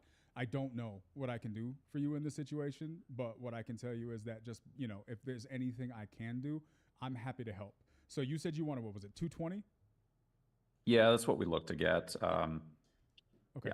What do you know if there was a mortgage on it? Was there a balance? What does that look like? No, it's free and clear. They live there for like, oh God, like 25 years. So it's all paid off. Okay. Getting a price and selling it is good, right? But what solves this problem for everybody? Is it just the sale, or is there anything else that's helpful to you guys? I mean,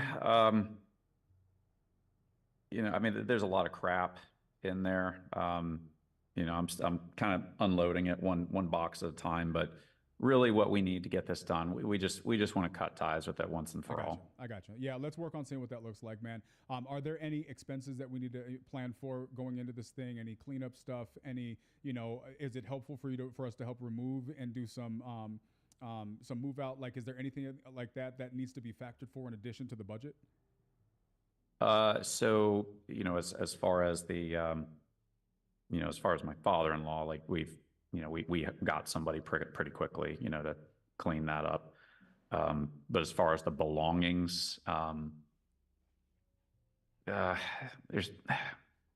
don't know if you guys have the ability to help kind of pack things up or store them or what. I mean, that would be helpful because I'm kind of drowning in it. Okay, let's do this, man. Jeff, the sale's important. I understand this. Let's just work on helping you, man, right? You're probably going to get a lot of calls on this property if you haven't already. A lot of them are going to have a process. They're all going to offer you different things. And to be honest with you, man, some of those might be great. I can't make you a promise I can't keep. What I can promise you is I'm going to go do some homework right now and see where our numbers need to be. What I can say is that whether I'm your buyer or not, I got a lot of resources in this industry, so I will help you work on the rest of the stuff so you're not in this alone, okay? Okay. Okay. I guess that's fine. Okay, I'm going to go do some homework. I will call you back, if not later on this evening, first thing in the morning. We'll talk about some numbers. We'll see what makes the most sense, and we'll see if we can't get this thing done for you, brother. Okay. All right. Thanks, Jeff. Have a good one, man. All right.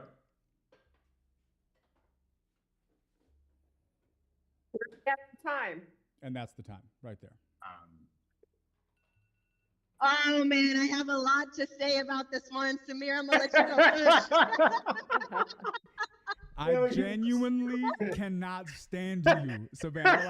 Like 10 out of 10. Yo, you are stupid. Yo, so all right, y'all. Let's Yo, hold on. She was waiting for that, yo. She was waiting for that. I don't even think she listened to the call. I think she was just prepping how she was going to respond like me when it came time for the judging. All right, guys. I'm interested in hearing this feedback. I'll let y'all decide who goes first. I'm just the student here listening to y'all. Let's take notes. Please don't let Savannah go first. Everybody else. Not baby, still Savannah. Nah, yeah. Then I'm interested in hearing y'all's feedback too. Jeff is actually stepping in for me. My internet's about to go Mike, out. it's all you, homie. I got you.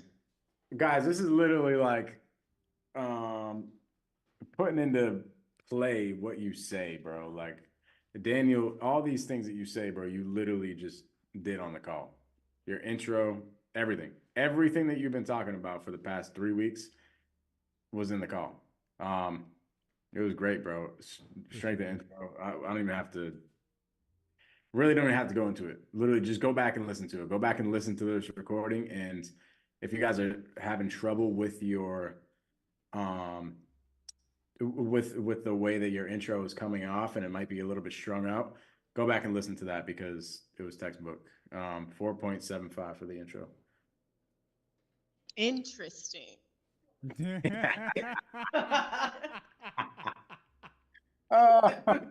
Oh my God, it's Daniel's second coming. Jesus, Savannah, if you keep this up, I'm gonna have to ask you to shave your head if you really want to play this out. Let's see how serious you are about these characters.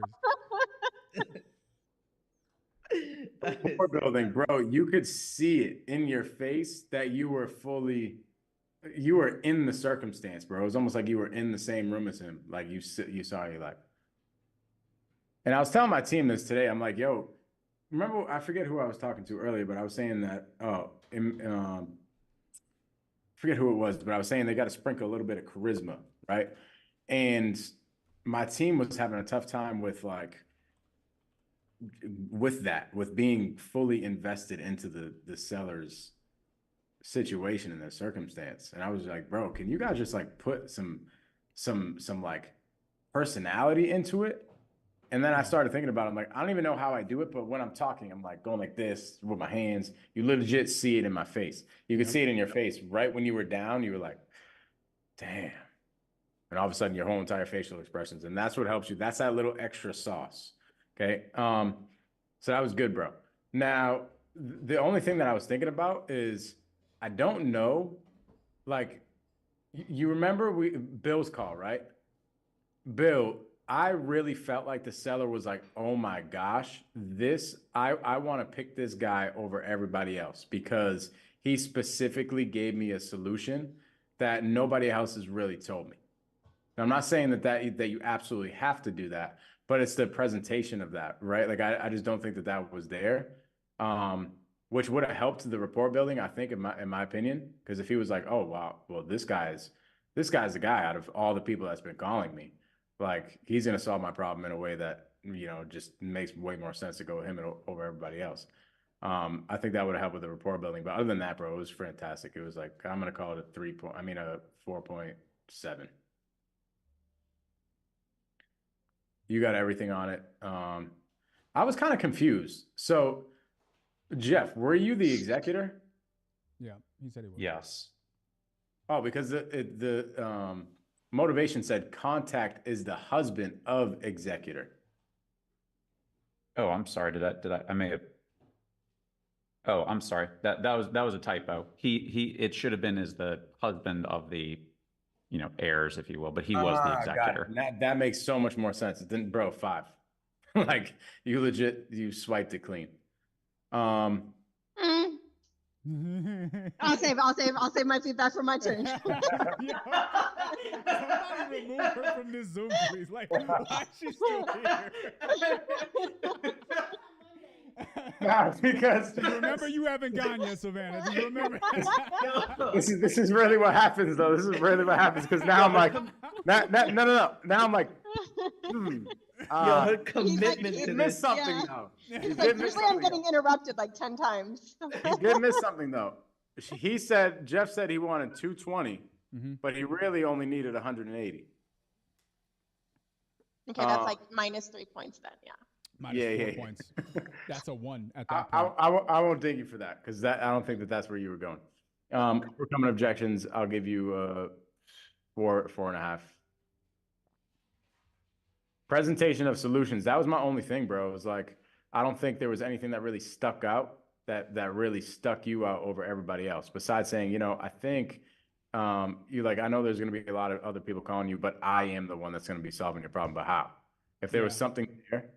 I went the value approach because and score this however you want. Don't let this influence your score, right? Yeah. But in this situation, what I'm hearing is a guy that's dealing with a family that's distraught and he's mowing a lawn of a situation like he just needs help. I heard a cry for help. And so that's why I ended with, I don't know if I'm going to be able to buy your house. I'm going to run the numbers and let you know. But whether I buy your house or not, I will help you with the rest of the stuff. That was my presentation. That was the approach that I taught because I thought that was going to be the thing that's going to be the best value add with the time that I had. But maybe that wasn't the right call, right? That was the play I made.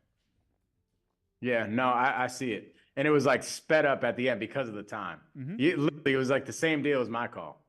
You had like maybe I was waiting for it. It was probably like a minute, 15 seconds. And I was like, dang, when is he going to get into it? And it was super, super sped up. And that's why I feel like it didn't really stick. You see what I'm saying? It would have been a 5, but I'm gonna give it a 4. Strength of follow-up and close 5. I want to go last. Let Samir go. Nah, Savvy B, this all you. I want to save my feedback for last. It's you, buddy. Come on. Savannah's gonna wake up bald and she's not gonna know why. So do you actually want to, do you demand going last? I do want to go last. Yeah, I'm just Okay. curious. I want to see Um, how it's scored first. Because she's never Yeah. done this before. Yeah. Well, I'm gonna preface this by this is a DQ curve. So I'm grading this based on DQ's calls. So do with that what you may. I don't even know what that means. It's it's a curve. If it's like for mere mortal, sure, you can have all the 5s that you want. If it's a mere mortal, and then dang, yeah, all right, but so you know what I gotta- mean? okay. Like, well, if we're gonna grade it, we're gonna grade it for DQ. All right, we got to put a 6th category for a DQ curve. It's a curve. Yeah. You know, like in college back in the day, it's a curve. Intro, I'm gonna give you a 4.75. I'm gonna go with Mike. I mean, obviously, I love the intro. It's how I like to do my intro. I'm gonna get you on right when you ended your sentence. You said like, "What's going on?" And then you just paused and you were like, "With you on that," which is like the same thing that I gave someone else a hard time on. I got you. I'll take it. Yeah. But obviously, solid intro outside of that. Rapport building. Honestly, the only point at which, and Jeff, if this was intentional on your part, I would love your feedback on it. Where I felt like, I had any concern about it was at the end when you said you were gonna follow up, and he was just like, "Yeah, okay, cool." Like, I don't know if that was just how his like character was as a seller, or if it was just kind of like, "Yeah, whatever. Like, call me back, don't call me back." But outside of that, like I think in the call, the rest of the call, it was spot on. I think taking the second to like really lean into the, I guess, was it a suicide? Yeah. The death was super important. But yeah, that was the only point where I felt like I was like, wait, did he not connect? Like, does the seller have some sort of concern? Or again, I wasn't really sure if it was a personality thing. Jeff, was it a personality thing, or was that kind of where you were getting at? At the ending there? Yeah, where you were just like, yeah, cool. Yeah, we can follow up. Yeah, I mean, that was kind of the way he was. That was kind of his demeanor about it. And kind of like you said, it's like, okay, like we can talk about like, cool, kind of there's no exact solution to talk about. But again, that's the nature of 6 minutes. Daniel and I are very similar in kind of the way we approach this. Yeah. Sweet. Yeah, and outside of that, the only thing, and DK, I feel like you caught it because I saw it on your face. You almost broke character. I know where you're the going. Death, you said interesting. But when he mentioned the death, you were like, interesting. And then you went like right back into it. But I think that's more just obviously we're joking. It's like a follow-up call. But I thought you almost broke character there, where you were just like, interesting when he mentioned it like essentially a traumatic experience. So yeah, I think that was more directed at me rather than the seller. Yeah, he was like, interesting cool. choice, Jeff. Another murder. That's what you least decided. All right. Sober. Interesting. At least he was sober, right? So, He was like, all right. So I guess I'm gonna go 4.5 on that just for the interesting. But right. I want to say that was a character thing, a breaking character thing. Uncovering motivation, 5 out of 5. I'm glad you mentioned why you didn't go down the cash route, because it's like still come back to the solution thing. That was, I think, the only thing you didn't get super deep into. But once you started talking to him about like the trauma, like the death and stuff, I didn't figure you were gonna get that into the price part of it at all. Yeah. And I don't even think it would make sense. It would be like, yeah, cool, death and all that. Tell but me more about these ARVs. yeah, 200 instead of 220. So that's tough. Overcoming objections, I don't think anything really came up. As far as I mean, the convo, I don't want to say necessarily smooth, because obviously, again, it's a tough situation when you mention something like that. But I didn't hear any objections at all. I think the convo is relatively smooth, and I think you did a good enough job to kind of at least lay the groundwork of, hey, look, one way or another, we will work with you and we'll help you work through it. So I'm gonna go 4.75 on that too, just because. You said 4.75. My fault. 4.75. All the points count. All the points count. I'm not losing a quarter of nothing on this thing. No, you got it. Presentation of solutions, tough, because like it is the correct solution for this, but it is more setting the stage for a solution. That's a solution here, because you can't go into price. I mean, I don't know, maybe other people feel differently, but I could not go into price here. I would absolutely not. I think it would be a terrible idea. So actually, Jeff, let me ask you one more time, I guess, as a seller, I'm interviewing you here. What was the solution that you would have liked to hear? Would you have wanted to hear anything about price? Because my professional opinion would be like, no, also. I would have went the same route of not presenting you any number. So like this is very similar to how my role play was at the beginning, where you have the motivation, but you're not in a position yet to give a full-blown solution. The solution to this call is, we're going to have this next call and here's what we're going to do. Right? Like that is the answer to this call. Mm-hmm. So when he's saying, hey, let's get on. Now, the only thing is like, and I was kind of like, okay, like we'll talk again, because I wasn't entirely sure what the next call was going to be. So that in my mind is like, we're presenting the solution. Well, the solution right now is, okay, I understand where you're at. Here's the homework I need to do. Let's reconvene and then figure this out. Like that is the next step. The only other thing may have been, figuring out, hey, how much do the wife and sister and mother have to play in this conversation? Yeah. And even though he's the executor, but that's getting nitpicky. Yeah, that's getting nitpicky, and that's why I defaulted to offering like whatever my numbers do is I want to help either way. So yeah, I agree with Jeff. Right. Yeah, spot on that. Again, yeah. So I guess if to nitpick anything, I actually made a good point with that too, would be, I guess, just laying the table a little bit more on the homework side of things, even on both sides. That is usually a good way to at least just solidify it a little bit more. But point being, I'm going to go 475 on that again. I think it's just, numbers I would have definitely not touched on. So that's why I'm not super concerned about giving like an exact offer. And I'm also actually glad that, again, I could be wrong, and someone pointed out if I did, but you didn't even lean into the whole like, hey, definitely we'll buy it. That's actually one thing I've leaned into people on in the competition throughout, because a lot of times I've heard on these calls that as a solution, it's, hey, no, don't worry, we'll buy your house. Let us just figure out and underwrite it. And you definitely don't want to do that either. Like, you want to let them know you're going to do your research, but you're not trying to make a commitment that you can't stick to. And then follow-up, I'm going to give a 5. You got the follow-up. And now I'm very excited to hear something. I have no clue what's about to happen. Savannah is growing a beard as we speak. So yes, and adopting a bunch of dogs. I will mute you if you don't do it in Daniel's voice. I can. There's no way my voice cannot. My voice can't go that deep. I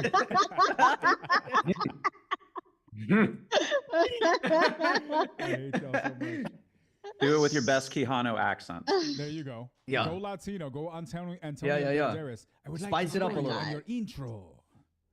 Yeah, turn down the Valley Girl just a tad. Okay, my acting is not that good. Sorry, guys. Where do I start? Start with interesting. Yo, bro. Great intro. Bro, this was crazy. I feel like I'm getting Saturday Night Live. I'm like I'm getting Saturday Night Live? Okay.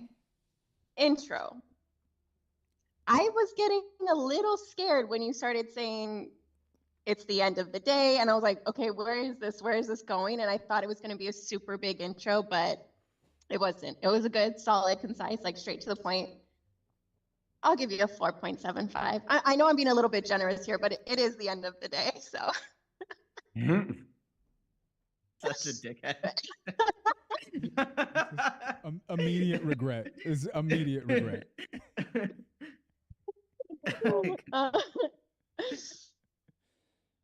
Rapport.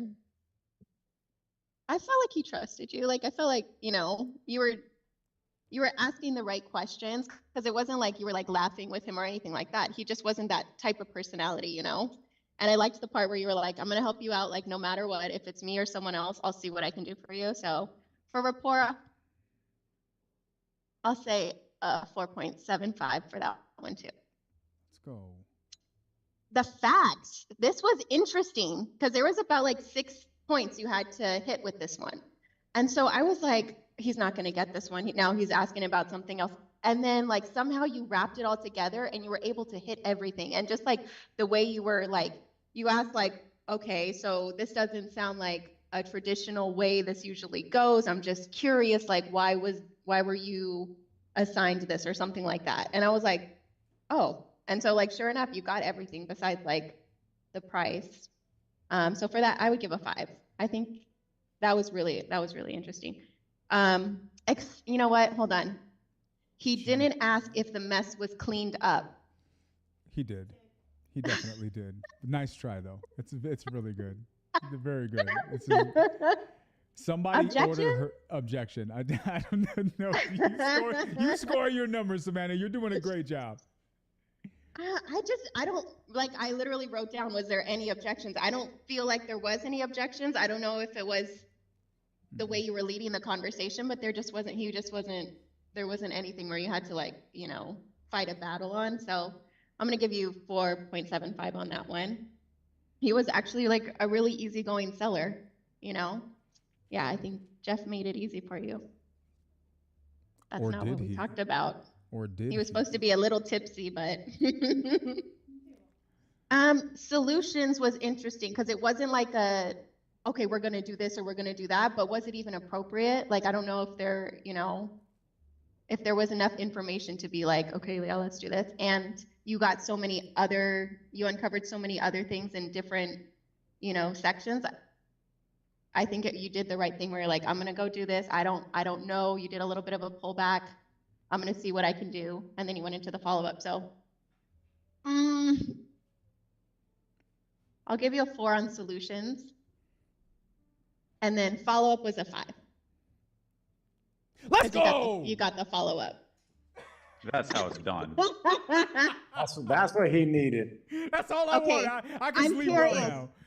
I need to know, like, Jeff, you're scoring. If you were scoring this, are you in the same realm, or like was seriously that interested in Jeff's feedback for sure.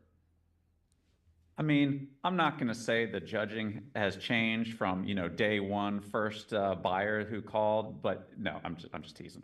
Yeah, no, this is exactly like going early was a choice. Daniel treated this call exactly the way I would have treated it for whatever that's worth.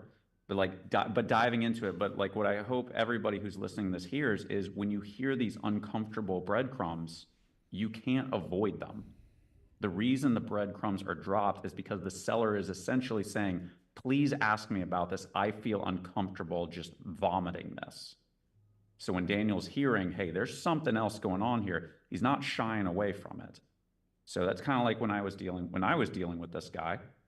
And the reason that Daniel's not getting a bunch of objections here is because he's asking good quality questions, not what the bed bath count is. Like that pisses him off after a while. Then you get objections like, you're wasting my time, get out of here. Yep. Right? So like when you don't get objection, like the only objection you could have said is at the point where the guy's like, I don't want to talk about this anymore. Like I'm done. And Daniel's like, cool. Like, I think I got everything. Let's move on. You kind of roll into the next spot. And as long as you're not rattled, you're good.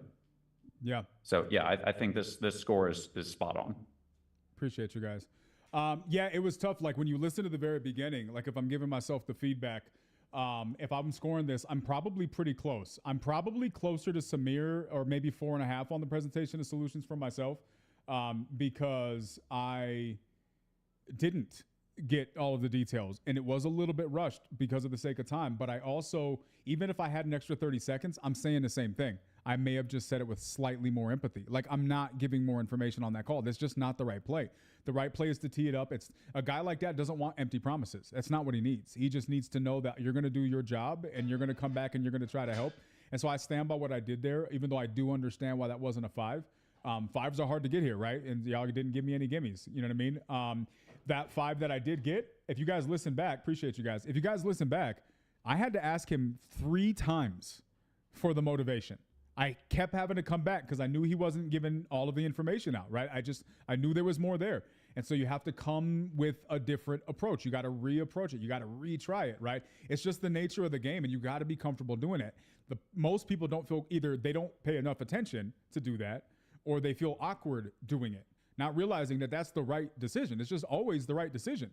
And so, yeah, like that's why I had to circle back 3 times. So this is good stuff, guys. I really, really appreciate it. It's funny because like every time I've done this, I've wanted to go on days where I felt like trash and I get immediately energized the second I start talking. It's just so crazy how this thing works, right?